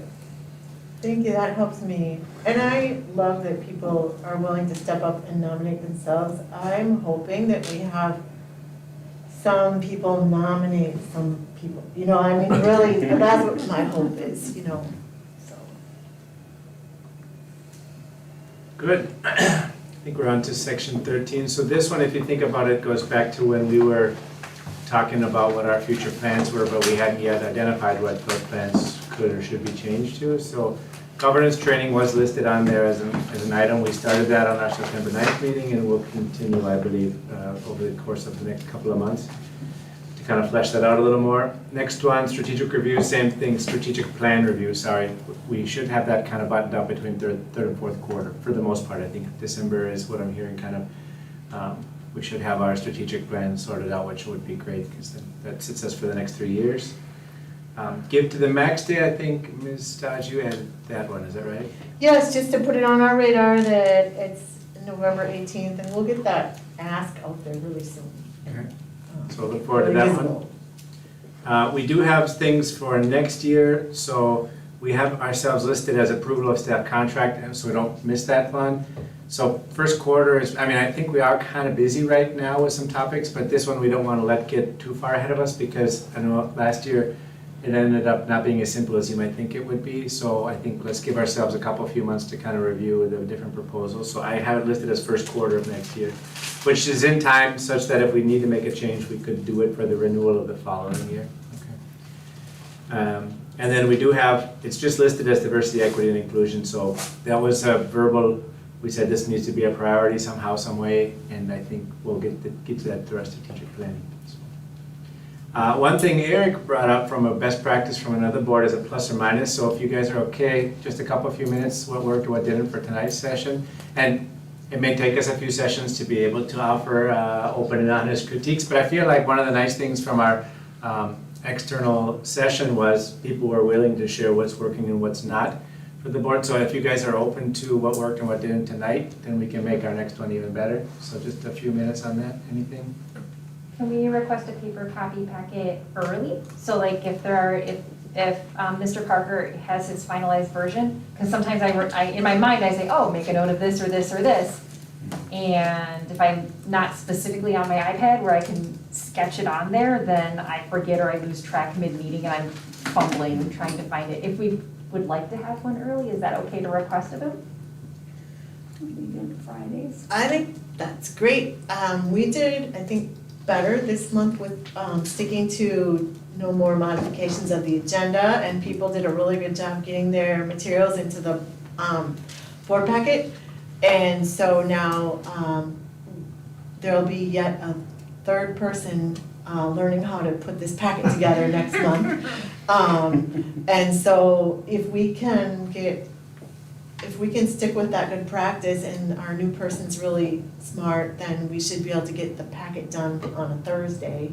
Get copies in your boxes if you want, and actually get it out early. In case you have weekend plans, you get it early enough so you can review the packet before you do your weekend plans. I block off Saturday to look at the That's packet, so I would nice. do that. That's, The whole Saturday. You'll always spend your You can see you Saturday. smiling? I'd also like to request page numbers for some of the items, or most of the items on the agenda, so we know. Page numbers, put them on the agenda? Yeah, so like, Oh, yeah, that would be like, awesome. Best idea of the night, right there. like, Yeah. especially those meeting minutes, when there's just 100 pages of meeting minutes, it's hard to tell So where it's an they, agenda / table of contents. yeah. And, you know, Has that even been like, done you know, before? YMC contract or Yeah, we whatever. used to, Yeah. I've had them where we did. Excellent. Okay. But then when they changed and then you gotta redo all the table of contents, it's another good reason to have a set item. So then, because if you're putting page numbers, then you have to redo all of that stuff too, and it gets. We just put them in the back, after that. So if they Yeah. come No, out, I mean, Yeah, but we just don't want to do it. no, but I like that the agenda is out with early enough, so you actually have a chance to, like, think about it and go back and look at your stuff and say, wait, oh, actually, well, that's gonna, okay, just being a former board chair, that means everyone has to giddy up and go heck yes. and get their crap in the agenda, That's right. sorry. On time, too. Oh, Well, yeah. I think it was my one page that threw Dan off, so that was. No, I don't know. But Just throwing some shade at me But there. again, if you are late, I do want it included, just put it at the end, and that way we, you know what I'm saying? Because if there's, stuff happens, there's no way. Oh, yeah, there's gonna be, So, but it just doesn't get put in the middle, it gets put at the end, because that's our way, what's 70? Which the page numbers will then help. Yeah, you just put page number 100 as opposed to, it's not in order anymore, Yes. but it just goes to the end. Because, And yeah. I think that's fine. I also like us having all of the information, even if it comes in a little bit late, as opposed to I'm not gonna go back and look at last month's notes, and I would be surprised if the community does as well. So it's nice to get it in, buttoned up in the right spot. What else could we do better, I guess? So to answer your question, I think we can also push the deadline up a few days to help out with the admin too. If that gives you, so you're not so rushed. No, actually, it went fine. I just was nervous because it was yet another person who had to learn how to do this, Sure. I personally really like the PDF one, so I make all my marks on here, and that works out really good for me, so if we do change it, then it does completely blow my system up, because then I don't have. Well, in PDFs, they're easy to rearrange pages in a PDF. I mean, it's, you literally drag and drop it in and around in Adobe. You can rearrange the pages fairly easily. So that's always one of the things that's pretty sweet. So if we upload things as a PDF already, it, I think, would make the world easier for those who are putting the packet together. But I also need a hard time on old. Yeah, I like the paper copy, but is it okay, would it, I mean, you can combine PDFs again also. You can put all of these, have a whole bunch of them, combine it and rearrange it all in Adobe. It makes it much easier. The hardest part is having to convert all these single files to PDFs. Yeah, Sean worked really quickly. I think what Dan is saying, that if he's already got his PDF marked up electronically and we change the board. Oh, yeah, package, yeah, that's definitely. The add on the end. The add on the end is always the best part. That'll help me, but Or we're at making least progress. any additions maybe as a supplemental packet. Yep, another. There's the official one and then supplemental one. Or just Yeah. an No, ad. just add to the back. Just add to the back. They go to the back of the line, they don't get the buzz. I would say, I would have liked more time with this, data privacy one too. I mean, it was kind of a required training for our board. I think it's actually probably good to do once a year, really. I would agree. Because we're changing board members and Oh, the I rest of agree. us probably And also learn especially, something. and if there are hot ticket policies, I would like for him, like, for example, the Title IX policy, I would very much think it's a good idea for him to talk us through that policy. So we are having either Christian or his colleague Laura Tubbs Booth come for our October 6th staff meeting to train staff on data privacy. And they're gonna probably do a 45-minute to an hour, a little bit longer presentation. So any of you are welcome to come on that Wednesday morning. It'll be in the Great Hall, What time? 8 o'clock. Yeah. Okay. Good. Thanks for Jennifer, did you catch any of those? Got it. Good. So that'll be, I think it's a good practice and we should be comfortable enough to be able to share what we're working with it. So, yeah, that's all that we have on here. So next meeting is October 18th, workshop 5, meeting 6:15. So can I get a motion to adjourn at 8:03? I will motion. Second. All those in favor? Aye. Opposed? Great, motion passes. Okay, Have a good night, everyone. I need help putting Yeah, those let me right get my back. stuff in my backpack and then Okay, I'll- first let me get all my stuff, hold on. Annie, can you mute the? How do I turn it off again? What you asking?